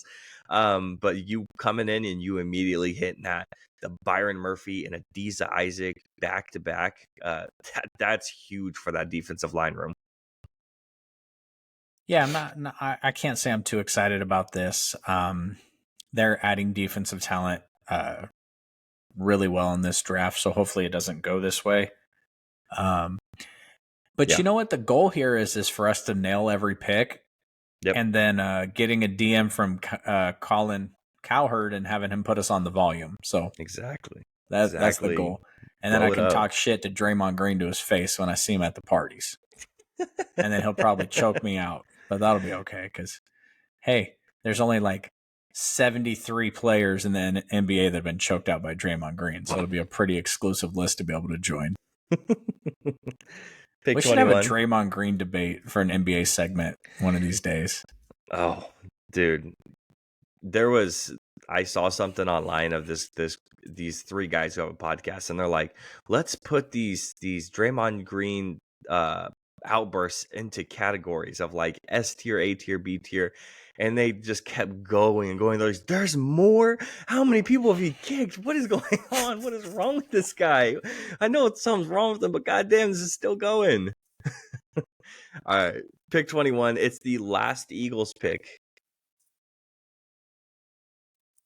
I told Jacob that I really, really liked Edger and Cooper, and he said, we are not on the same page at all. I'm like, I did. Can you just watch him a little bit? I mean, he's not great by any means, but we're talking about a linebacker class that's probably the worst position class in this draft. Yeah. And like I told him, I mean, I see a little Dre Greenlaw in him. He plays out of control at times. He lays the boom at times. So the Eagles are going to get linebacker here. Obviously, they tried to bring in the corpse of oh man, how do I blank on his name? I had this all teed up. They tried to bring in linebacker help midway through the season last year, and they sucked after that. So maybe it was his fault. I'm not saying it was actually his fault. So they're going to go linebacker here, Edgerrin Cooper. The dude's a cannonball, and should be a pretty fun player to watch. Whether he squares somebody up perfectly and whiffs on the tackle or lays them the hell out, it'll be entertaining either way. Yep. Well, I'll see it up close and personal watching, them play the Cowboys twice a year. So we'll see how it goes. If you're the Browns here and this is your first pick and you get to draft this player, are you like running out into the street naked and doing a dance? Me personally? Yeah, absolutely. Because of how much I love Ruka Roro. Dude, I like Rook so much. And the fact that he's a second round pick to me, like, we're not talking about just a second. We're talking about this is pick 22 second, not early second, like basically a first round. Like we're approaching the late second round type of situation. And I like Rook a lot. And for a team that needs the interior defensive line help getting Rook, a guy you can play him in any scheme transcendent, you're fine. And we're gonna go back to back on these ones, huh? Well, there might be a player. There might be people there. Why are you doing drafting him in front of Chris Jenkins? Don't worry, we're remedying that right now. I'm not going to sit here and listen to someone debate these two players with me. I think they're both going to be incredible players in the NFL. Yeah. I think honestly, there's these picks right here like Chris Jenkins where I'm just like, holy smokes, are they really going to be able to get Chris Jenkins at pick 55? That seems like he's going to be. I said that to you multiple times in the third round, right? Like, well, let's take this guy, even though I don't think he'll be there. But you look at the players in front of him, you're just like, well, who would you swap out? Chris Jenkins is one of those players. I think you stuff him in on that defensive line, and he is successful from day one. National champion, shout out Harbaugh, and yeah, that puts the Cowboys on the clock here for a massive need. Yeah, so we're going to go ahead and take the first Trey Benson running back off the board. As much as I would like it to be Trey Benson because he's my running back one, realistically, I don't think he's going here. Realistically, I think this is probably Jonathan Brooks out of Texas. We have Texas really close talent. We have really close connections with the Jonathan Brooks doctor. So we have information on his injury and how much he's recovering in reality more than any other team out there. So we have a lot of information, and it seems like we're linked to him very, very closely. So I think this is kind of a no-brainer at a position that we really need because we have basically nobody there. Shout out Royce Freeman, and I think Jonathan Brooks could be our bell cow going forward. On stuff that you didn't think you were going to hear this year. Shout out Royce Freeman for the Cowboys. So my parents live in Utah. My little sister graduated from BYU. And so every year BYU is on the list of teams that I pay a lot of attention to, which means I have to pay a lot of attention to Utah, the Utes. So with the pick here, they're going to go ahead and take Jonah Ellis. Dude's a monster. Yep. There's a couple small things about him that stop him from being a first round pick, but it just seems like he has all the talent in the world to take the next step. Buccaneers need to add talent, and they're going to add talent for sure here. Wouldn't surprise me if when we look back, this is one of the guys that really outpaces his class. It wouldn't surprise me if this is one of those players where they're like, well, holy shit, the Falcons took Dallas Turner at 8 and the Bucs got Jonah Ellis in the second round. Now, nothing against Dallas, but this just seems like the type of player I think that can really have a incredible career if he's surrounded by the right pieces. Yeah, absolutely. He's a son of a former NFL player, former interior defensive lineman who was a Pro Bowler for the Lions, I believe. Played in the NFL for like 11 years. So he's been around the game. Pedigree. His dad is the defensive line coach for Utah. So he's coached him up. He knows exactly what his son can and cannot do, and he's put him in the best positions to succeed. So I like Jonah Ellis a lot. I think he's a quality edge rusher for Tampa Bay to go ahead and bring in. Who's I think they're lacking a lot on that defense. So bringing in a guy like that's going to be huge for them. One of our personal favorites, Drew, unfortunately has to go to the Green Bay Packers. Guard number 1 in the class, my number 1 interior offensive lineman, Christian Haynes out of Connecticut, going to Green Bay. You look at the guys at Green Bay have gotten and are going to get in this draft, and it's like, God damn, bro, like if these guys work out, that's really frustrating between Tyler Nubin and Nate Wiggins, and now from what we've seen, Christian Haynes, and we have more picks to get to for Green Bay. It's like, God damn, bro, if only a couple of these guys work out to be the guys they're supposed to be, that sucks. But it makes good content. So, the goal is to eventually be big enough to where we're not allowed to have our allegiances anymore. Right. So. Yeah. And trust me, I was looking forward to the playoffs, the NBA playoffs, and not having to worry about the Kings. And then they went and smashed that Warriors ass last night. So now I'm worried about the Kings again. Shout out to them going 0-5 against the Pelicans this year. They can't possibly go 0-6, right? Put a pin in that. Yeah, right. With Christian Haynes off the board, the Houston Texans are going to go with another Drew Taylor draft crush favorite. They're going to go corner, my guy Max Melton. I know about Andrew Phillips. I get it. But I love Max Melton, and I'm mocking him here because I love the Texans, and I love DeMeco, and I want DeMeco to turn a player that I love into a stud. So, Max Melton it is. Well, I think there's quite a few people who pay attention to past the first round who know about Max Melton because of the amazing combine that he ended up putting out. So I think he's pushed himself up boards a little bit. So yes, Andrew Phillips is on the board. I'm not the biggest fan of Andrew Phillips, so I think putting Max Melton in front of him is perfectly fine in my book. We're on the clock, pick 60 with the Buffalo Bills, and they got rid of their wide receiver talent. What's the other thing that they got rid of? Their defensive back talent. So bringing in a safety and Javon Bullard out of Georgia, he is a guy he's like the only ones in this class who's a true like center field safety. So it has to be exciting to try to re-up that position a little bit on a fresh rookie contract for the Buffalo Bills after getting rid of a lot of guys. So Javon Bullard fills that need for them. In previous mock drafts that we've done with the Lions, with the situation they have at a corner that used to be on their team, we've kind of gone corner with them in the first round. With Latu following, that's not the word, I did it 3 times. Latu falling. It's late out here, guys. Give me a break. With him falling to them in the first round, they had to abandon the idea of going corner there and just taking Latu because he's a menace and he fell to him. Yep. They're going to remedy that here. Kyrie Jackson out of Oregon. They're going to slot him in. Not slot this time.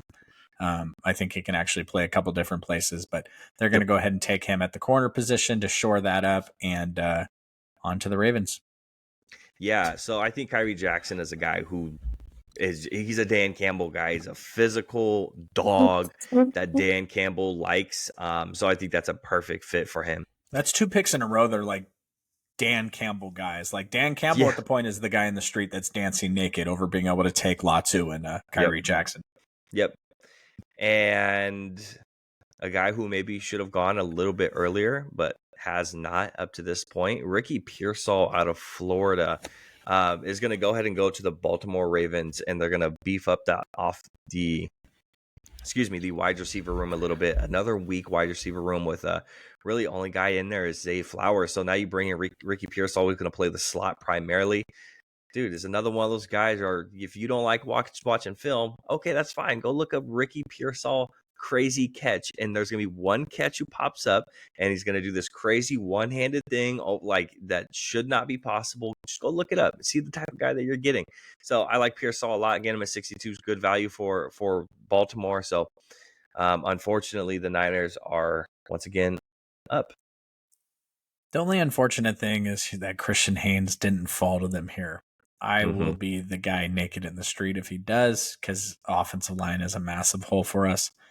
Yep. But shockingly, so is safety. And we're going to go safety here. We're going to go Jaden Hicks. And some people out there might wonder, oh, you guys have a rookie you just drafted last year at safety, and you have this and you have that. Well, Hufanga, he's awesome. Coming off an ACL. Yep. Jair White, he was Jair Brown. That's a weird white, brown, Jair purple. Coming off of a up and down first season, the 49ers at times turned to Logan Ryan, who had just come off a cruise ship. He's officially retired. And Tashawn Gibson is no longer with the team. He's a free agent. And so all of a sudden we're incredibly thin at safety. We've played 3 safety looks in the past, kind of like the Cowboys have done. Yeah. And be able to have more versatile players there to play some of that bigger nickel and dime.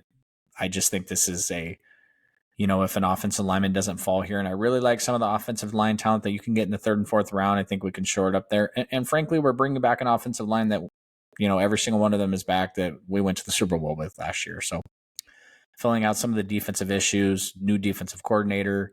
I really like the idea of Jaden Hicks here. It's funny because I didn't have Hicks going until so just the full transparency, Drew, when I was going through and I was texting you back and forth, the only reason I was able to text you quickly, like, oh, I'm thinking of this name immediately, is because I did a full 3-round mock draft, and I just held it off to the side. And then so I'd go back to it to see who I had here. Here, I actually had Blake Fisher going here, and Jaden Hicks I had going to Washington.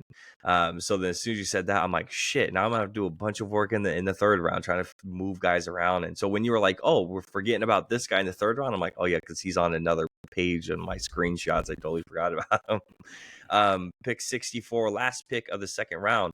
I said that we're going to go ahead and we're going to figure out this wide receiver issue for the Kansas City Chiefs. And this guy sitting here, and Jalen Polk, who there's guys, if you guys listening to the podcast ever listen to the PFF Stock Exchange, Trevor Sikkema and I forget the other guy's name. I apologize. But one of them has Polk as a top 6 wide receiver in this class. I mean, he really, really, really likes him. The other one's like a top 8. So like both have Polk as top 10 wide receivers. I have him as like a top 15 guy, not that high. But they like him a lot. So if he can turn into a top 5-6 guy in the class, I mean, you're looking at something unfortunately good for Kansas City. And we are done with the 2nd round. Quick scroll through for the people on YouTube. I might have to go back and look at some Polk tape if they got him that high, because I definitely didn't see that. I didn't see it either. Quick scroll for everyone watching. And we are on to the 3rd round, and we're on pick 65. Carolina I knew Panthers. That it made me realize that you had a mock draft already done when I was like, oh, I like Trey Benson here. And you're like, no, can we go with this guy? And I'm like, yeah, we could go with that guy. That makes a lot of sense. Anyways, Carolina Panthers. They need talent. They also have a massive, gaping, huge hole right in the second layer of their defense at linebacker. They're going to go ahead and fill that now. And, the linebacker class, we mentioned that it's not super strong, mostly because there's not that top first round talent and then it's not super deep. But some of this talent that you can get in the second, third, fourth rounds here, I'm actually, a pretty big fan of. I love Junior Colson. Obviously, again, shout out to Michigan. Seems like they're having a ton of players drafted in the top 100 here. Yep. Them in Texas, so they're going to go ahead and take him. And again, frankly, best player available. Whoever is the best player on the board at the time, Carolina Panthers need to select that guy. Yep. And second pick in the third round, we're going to go ahead and double dip on wide receiver. This is a guy who might go a lot earlier than this pick at 66. Xavier Legette going this late might be a little ludicrous to a lot of people, but talented guy who, again, we're beefing up that wide receiver room a little bit more. Marvin Harrison Jr., Xavier Legette, and then so you have your Michael Wilson, who was a rookie last year as well. So you have a little bit more talent there. There's a young wide receiver groups that can hopefully develop well for Kyler Murray. Yeah, and people might wonder, wide receiver back, early like that. I was like, I was trying to get the Cardinals take another wide receiver in the second round, and he talked me out of it. So I love the idea of them adding high level wide receiver talent, especially when a player like Xavier falls. You just, again, it may not be what their plan is, but when he's sitting there, you kind of just have to pull the trigger. Absolutely. We have Washington at pick 3 in round 3. Pick 3, round 3. Pick 3, Washington round 3. Commanders. I think you and me, was this the one we were kind of like, we don't know what to do with Washington here? Yeah, we were a little confused about it, yeah. Yeah, so we kind of went back and forth. Obviously, Washington picked up some picks with some of their picks exchanged because we did the Green Bay thing. But yeah, after multiple go-arounds, we kind of decided on Tez Walker here. And the reason for that is, frankly, just because of the familiarity with your quarterback. Now, if they go Jaden Daniels here, maybe this is a different looking pick. But when you're bringing in a brand new quarterback, you want to bring in someone that's familiar with him. Obviously, one of the reasons why I was absolutely in love with Christian Watson leading up to the draft that year is because he was Trey Lance's number one guy. And Christian Watson has gone on to be okay. Yep. And Trey Lance has gone on to not be okay. So hopefully it's different for the Washington Commanders here. Hopefully Tez Walker comes out and kills it, and Drake May kills it, and we have plenty more to talk about. Absolutely. And with the fourth pick in the third round, we're going to go ahead and go with Malachi Corley. Now that we have our quarterback of the future, we're protecting him with a tackle in the second. We're getting a guy who is a manufactured touch guy, a guy who you're doing dump offs and screens and short drags and a whole bunch of stuff that he is the designated guy to go to.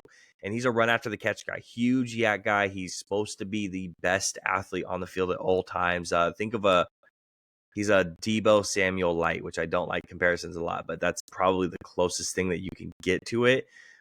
So going to New England with a young quarterback is going to be the move for them.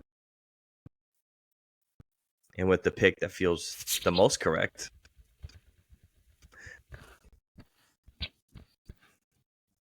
I swear Harbaugh would trade away Herbert if he could take JJ.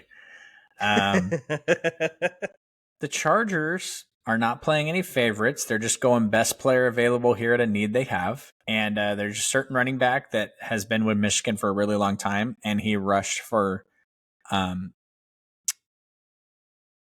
rough number of 737 touchdowns in college, and they're going to go Blake Corum. I don't think there's any more analysis needs for this pick. If he's sitting there, I think that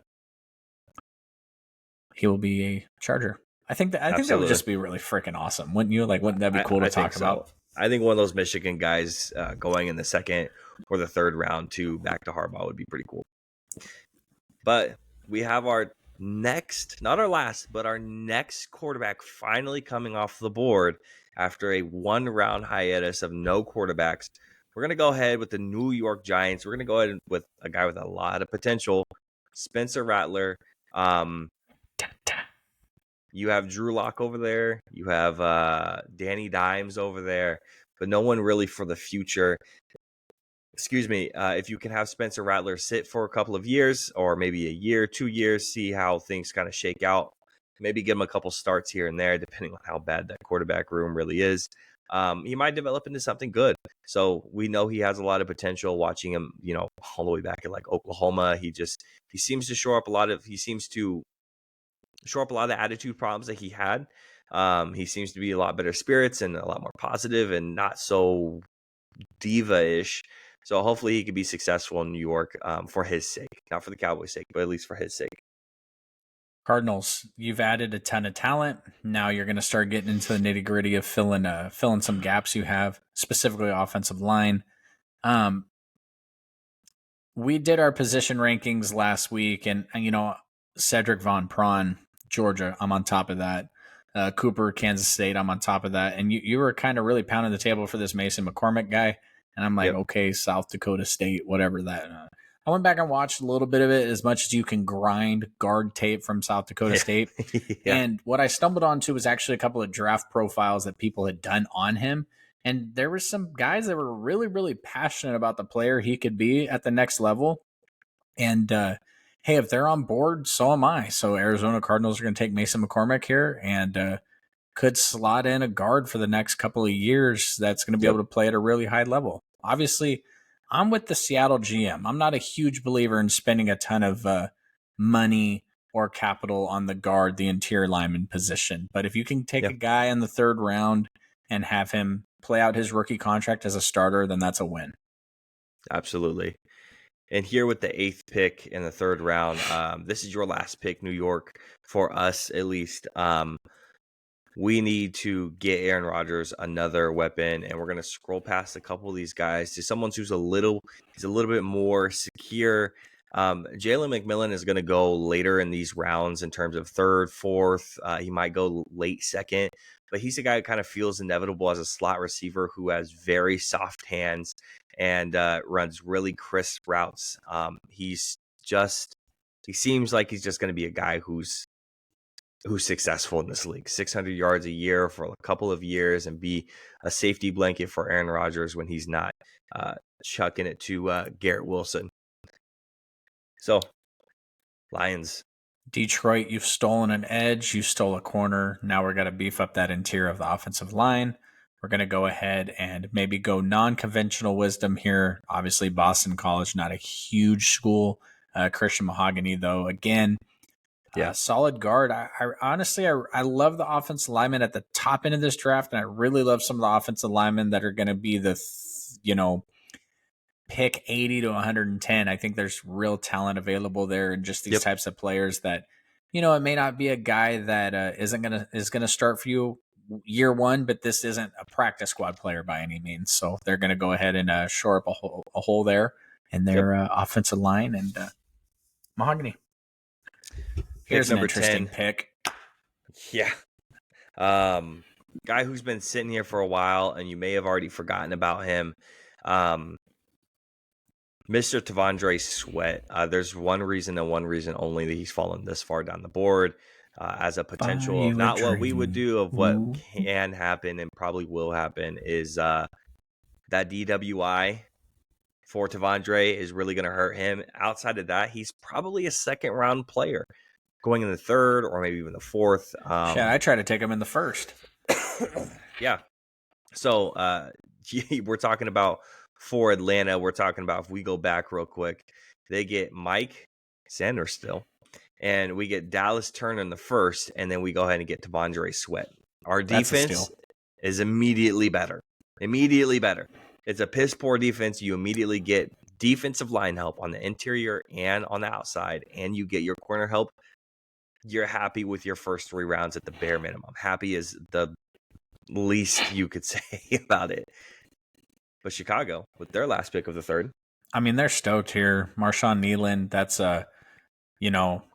this is best player available. This is an edge rusher, and frankly, a player that I think it has a little bit more to offer than base downs or pass rushing downs or anything like that. I think I do too. He could find himself in a role where he's a every down player. And the beauty of him going to the Bears is he doesn't have to be right away. That defense is so damn stacked, and he's gonna have all the opportunity in the world to be very, very successful this year because there's so much talent on that defense. He's just gonna be able to show out. Yep. He's going to play a good rotational role. Chicago's going to figure out how they want to use him, whether it's on the early downs or the late downs, or if there's an injury that comes about.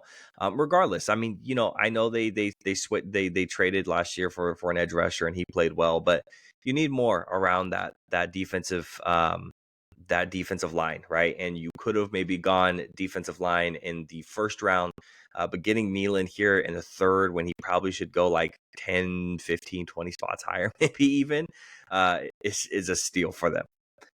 And the 76th pick in this draft, we're going to go ahead and go with a corner for the Denver Broncos, and we're going to go with a one Andrew Phillips. I'm not a huge Phillips guy, but when you're looking at the talent that's on the board right now, I think Andrew Phillips kind of fills the best need available for a team that kind of needs a little bit of everything. But I wasn't a huge Drew, you and I obviously text back and forth about this mock.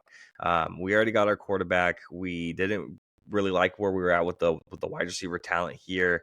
There's not really center talent here at this point. So the corner felt like the right pick for them. And this is a player that I've seen mocked in the second round of the 49ers. Yeah. I know I mentioned them a lot, but obviously when I'm looking at mock drafts, I focus on my team first. And I've seen him that high. I don't think it goes that high in real life. This feels like about the right level for him. Yeah. I just think that Denver needs help all over the place, and adding a second corner there outside of the, they trading Patrick, trading their stud there to move up to 3. I've seen that rumor floating recently. I don't imagine they'll do that, but feels right for Andrew Phillips.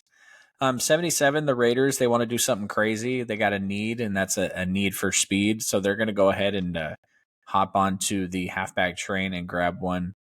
It's kind of funny the way you had that screen there. It had Brandon Dorius on the top of the halfback thing. I'm like, Brandon Dorius, what halfback is that? I haven't scouted that guy. I'm like, who is that? So, no, that's a defensive lineman out of Oregon. Jalen Wright here for the Raiders. This screams Raiders.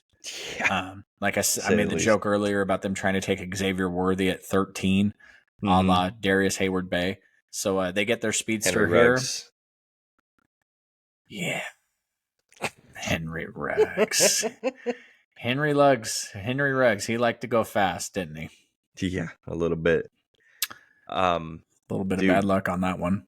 Yeah, Green Bay has already gotten so many good players, man. And I said I was trying to take Blake Fisher at the end of the second for you guys on my personal mock, and then we look here and Blake Fisher still sitting at this position. But this is ADP. ADP. This is roughly where he's going, 77.1. We're at pick 78, so this feels right.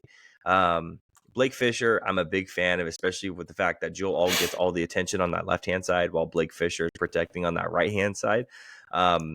Man, that Notre Dame offensive line had a lot of protection in there. I know I think they have an interior offensive lineman in this draft too that is going in the later rounds, but still, I like Blake a lot. And again, Green Bay get another good steal out of the draft. Again, if only one or two or three of these guys have all these picks end up working out, you'll become a Green Bay Packers fan.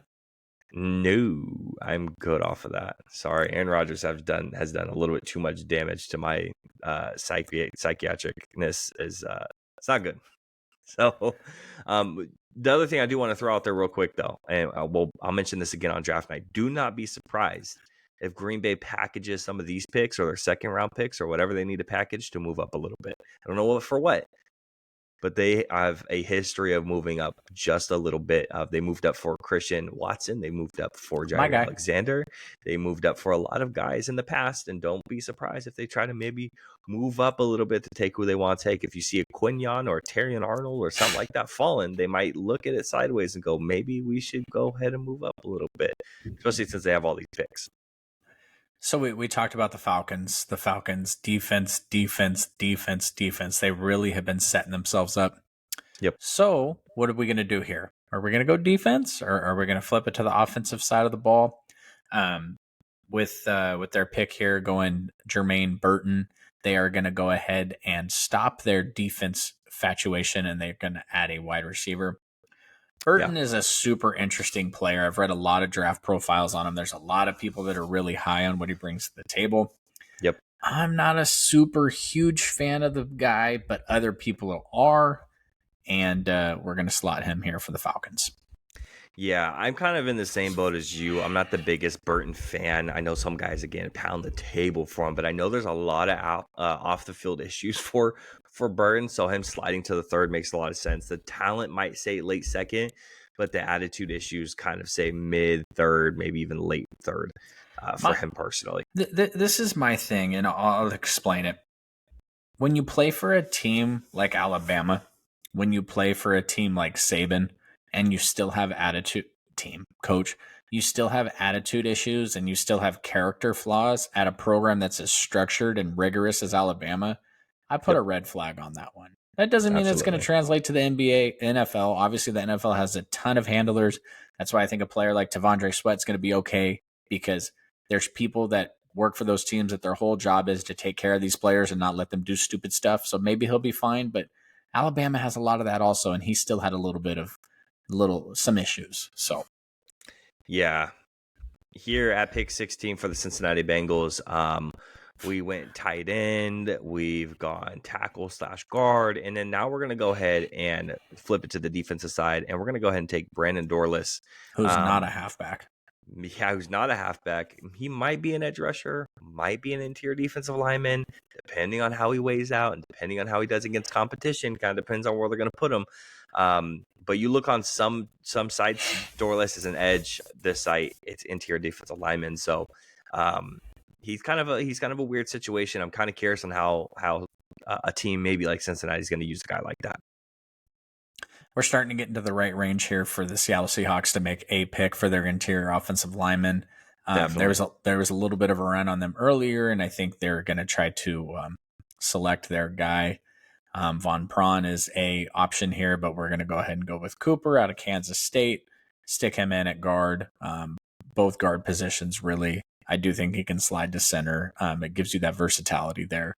Definitely not a candidate to play tackle, I don't think, at all, but at the third round, the back half of the third round, to start taking players that can fill multiple holes on your offensive line. It's good value there. Absolutely. And then you look at the Indianapolis Colts. We're going to go ahead and take an edge rusher that I had going a little bit earlier than this. And apparently PFF doesn't like them very much. But 75th is the ADP for Braylon Trice. We're picking him at 82. And I have him going right around that 75-ish mark is roughly where I have him going.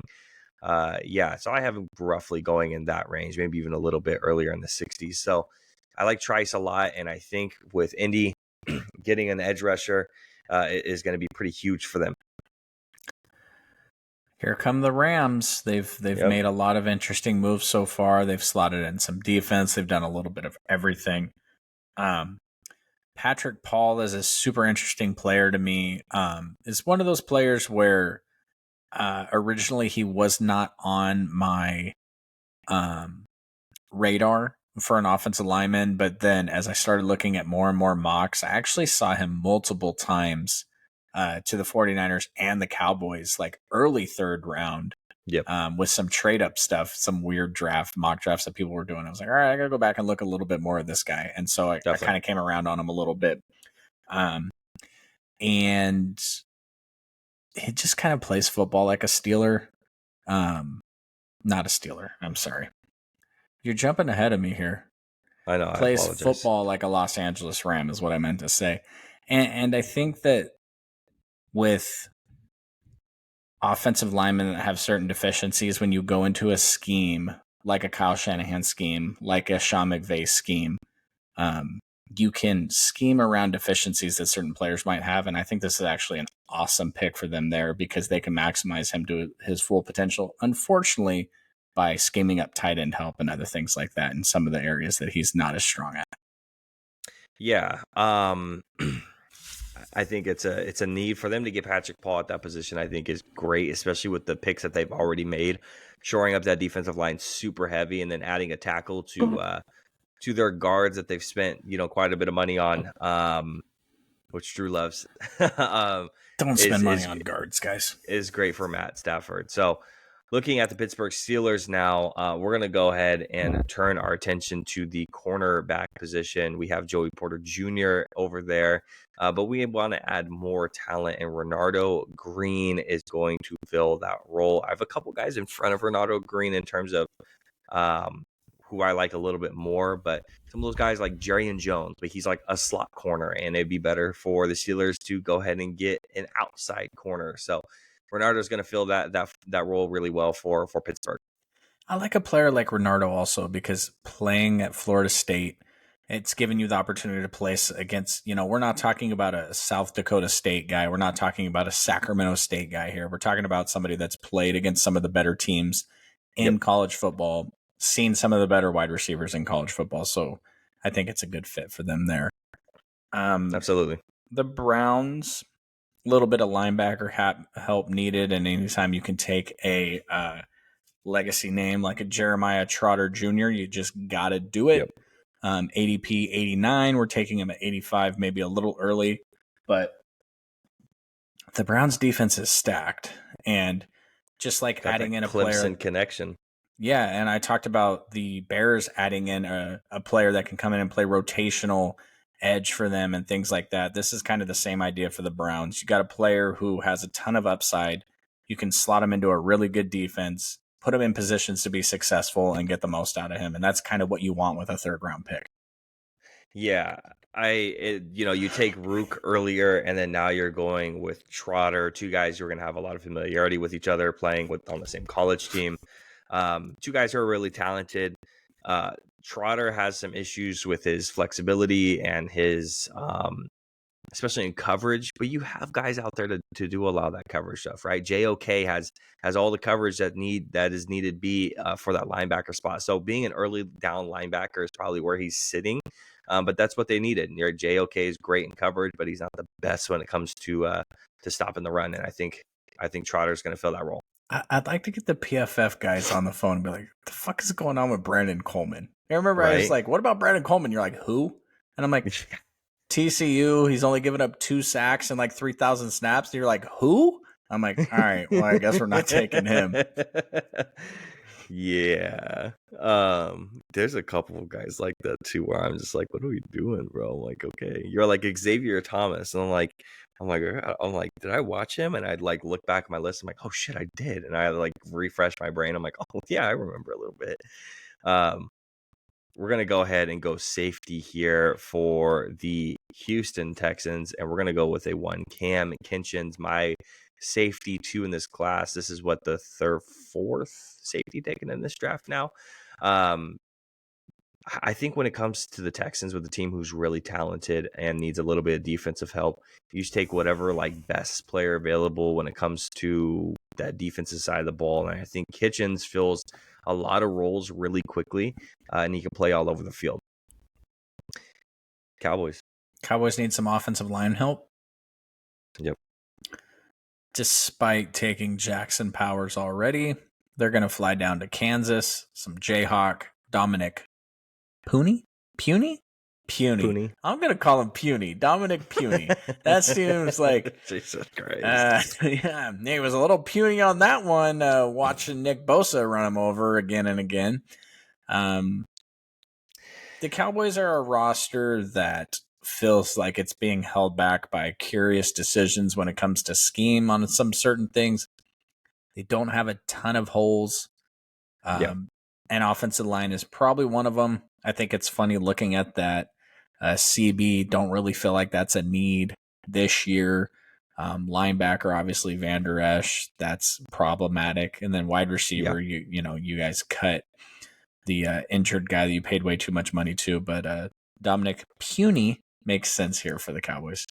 Especially since he played last year at guard too. So or this past year he played at tackle, and then the year before he played at left guard. So he has both guard and tackle flexibility. So whatever we need in that position is another one of those guys where JPJ can play center or guard. We have Puny who could play who could play tackle or guard as well. So we're looking for a lot of flexibility for guys to move around because we've been one of the most injured offensive lines in the league. So looking for that help is going to be big for us.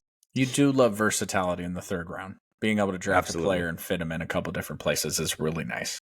Yep. Pick 88. Can he play running back? Maybe. All right. Third round, pick 25, the Green Bay Packers again. And no, we're not done. Man. We got one more after this. Screw these Packers. Just a All right. Ohio State stud. No big deal. No big deal. Stupid. I hate the Packers. It's fair.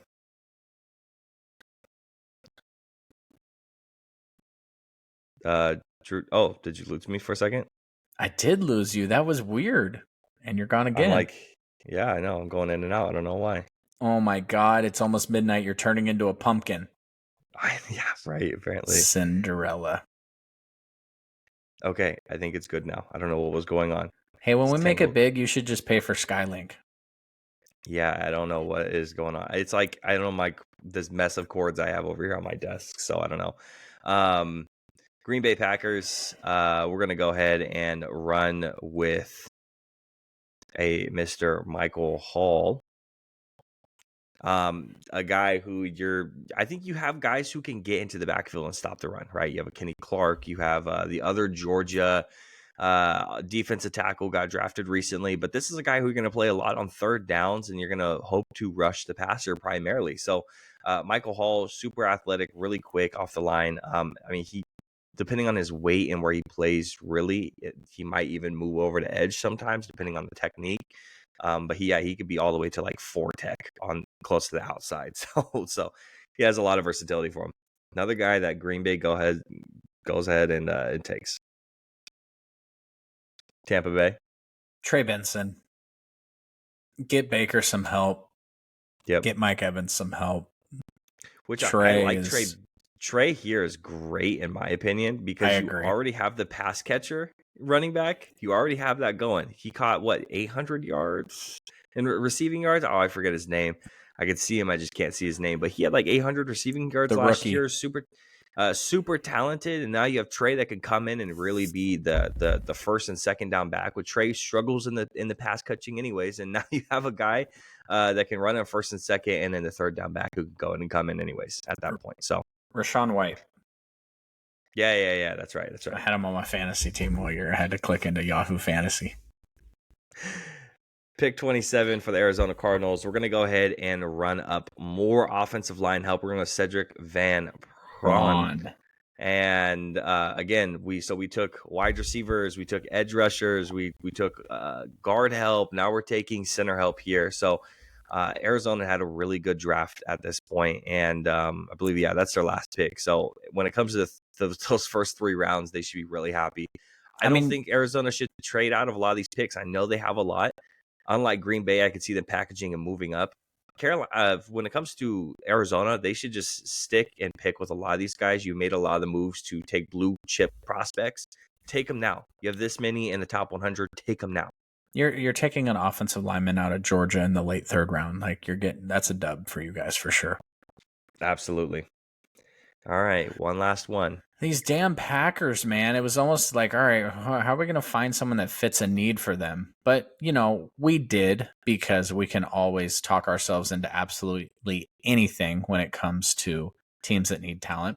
And as we talked about, their defense was a little suspicious last year, so they're going to go down to Kansas. They're going to add an edge rusher, Austin Booker, and they're going to shore up that defense even more. So now they got a safety, they got an edge, they got a new defensive coordinator. They got a lot of exciting things happening for them. And look out for the Green Bay Packers, unfortunately. And Tampa Bay is going to go ahead and they're going to shore up their secondary a little bit with Jarrian Jones, a personal favorite of mine in my top 10 of corners this year. Slot corner.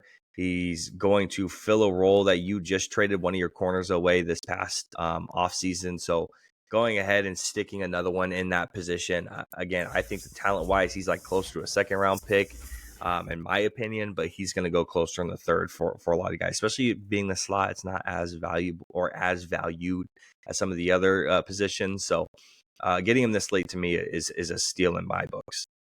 Ravens are going to go double back down double back down. They're going to double dip. Let's start this whole thing over. Can we edit that out when we're done here? All right. The Ravens are going to go corner here. And frankly, we're going to make the same argument here. Kalen Carson, Yep. the pick before them, I think they're good with either of these corners here. Obviously, Jones playing at Florida State, I kind of made the argument earlier. You're seeing some of the top wide receivers in the class. You're seeing some of the top wide receivers in the nation. Wake Forest, not as much, but we're not going to hold it against him. He balled out this year. Should be a top 100 pick in an excellent corner class. And the Ravens have a need, and they fill it here. Yep. Unfortunately. Yeah. San Francisco 49ers are going to go ahead and run Win up the Super Bowl. I agree. Oh. I don't think I had that on my bingo card. I don't think that one's ever going to get filled. Weird. I can't wait for the prediction show. Roger Rosengarten. Doesn't that just sound like a fucking road grader? Rosengarter. Henry Rowengartner.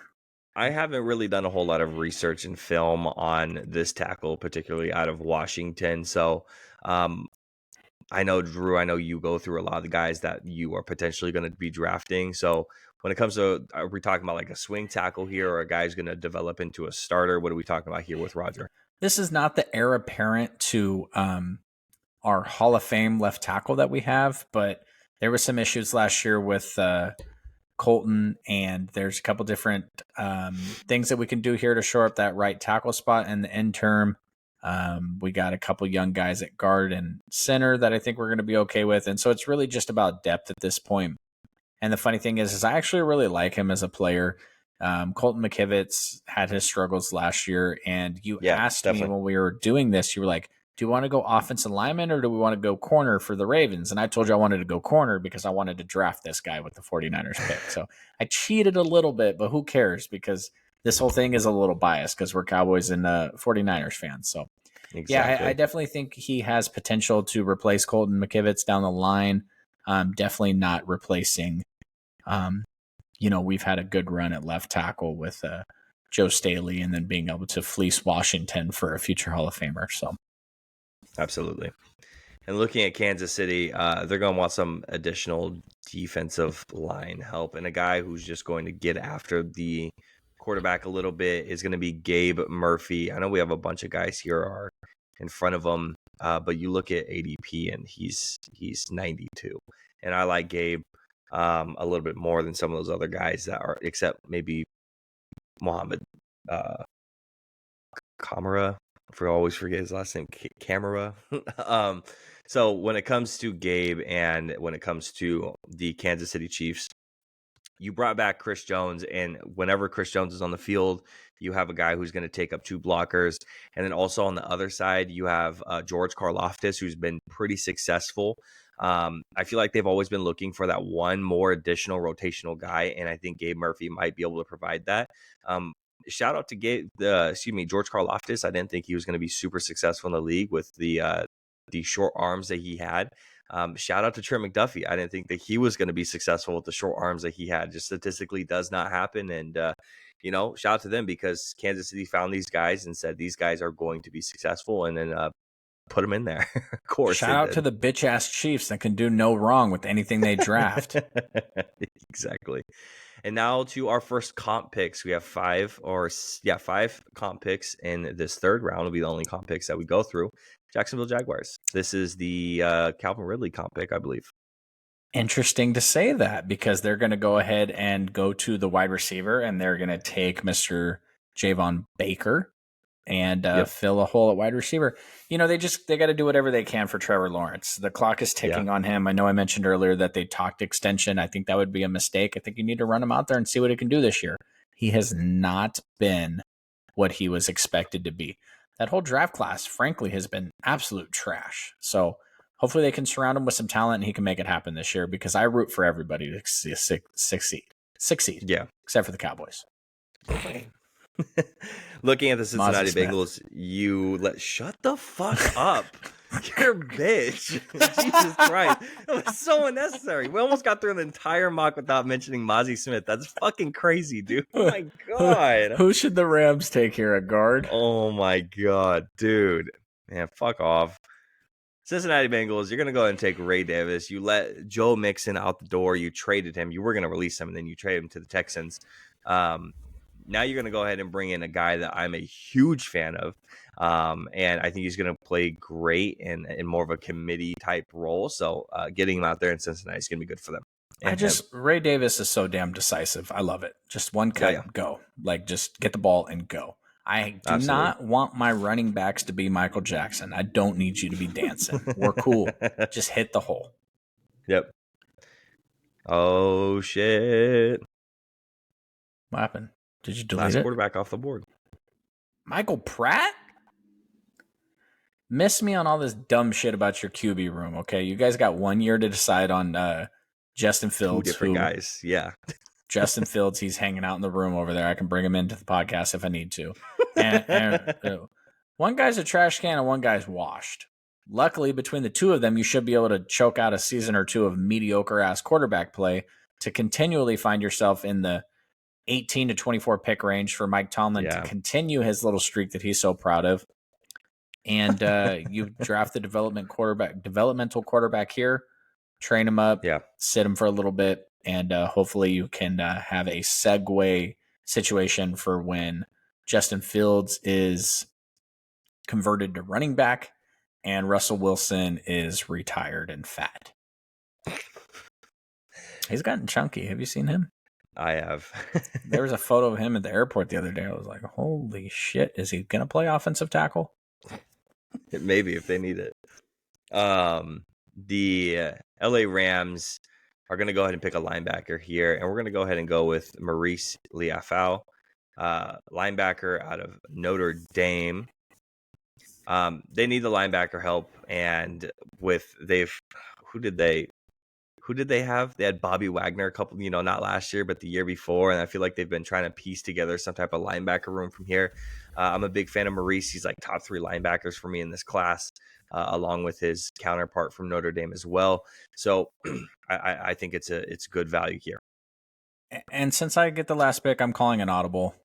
Yeah, no, I agree. I'm going back to the edge that we discussed because I know we talked about a certain other player who I won't even mention. I'm going to go Xavier Thomas. Washington decided to trade away their defensive line talent at the trade deadline last year. Yep. You should have just photoshopped like an A+ in the bottom. Just switch the tab. Wow, look at that, guys. We slayed it. So, yeah, I think they need to go edge there to replace some of that defensive line talent. They probably don't need to go 2 tight ends in the top 100, so we won't even bring that pick to the light of day. Absolutely. All right, you guys, that's it. So can you give me we're at 2 hours? Can you give me on the dot? Can you give me one player that didn't crack our top 100 that when next Thursday rolls around you think will? I got a big one. Who didn't? Might potentially be the son of the greatest football player of all time. Oh, yeah, Brendan. Yeah, Brendan might crack it. Yeah, that might be right. Another guy Jamari Thrash, I think, has a good potential to crack it. Johnny Wilson, I think, has good potential as well. I also think that we potentially could have seen. I think we got everyone on my corner. Oh, Cam Hart's another one that I would like to see in the top 100. I forgot about Cam Hart. Okay. Dadrion Taylor Demerson is a safety / corner in this class. We might see because he has huge potential. He's like a shot out of a cannon, super quick. Yeah, I think a couple of those guys that we didn't say that didn't crack it because the talent that ended up coming off the board. I think a lot of those guys could end up potentially making it in, while it looks like maybe some of our picks might fall out. So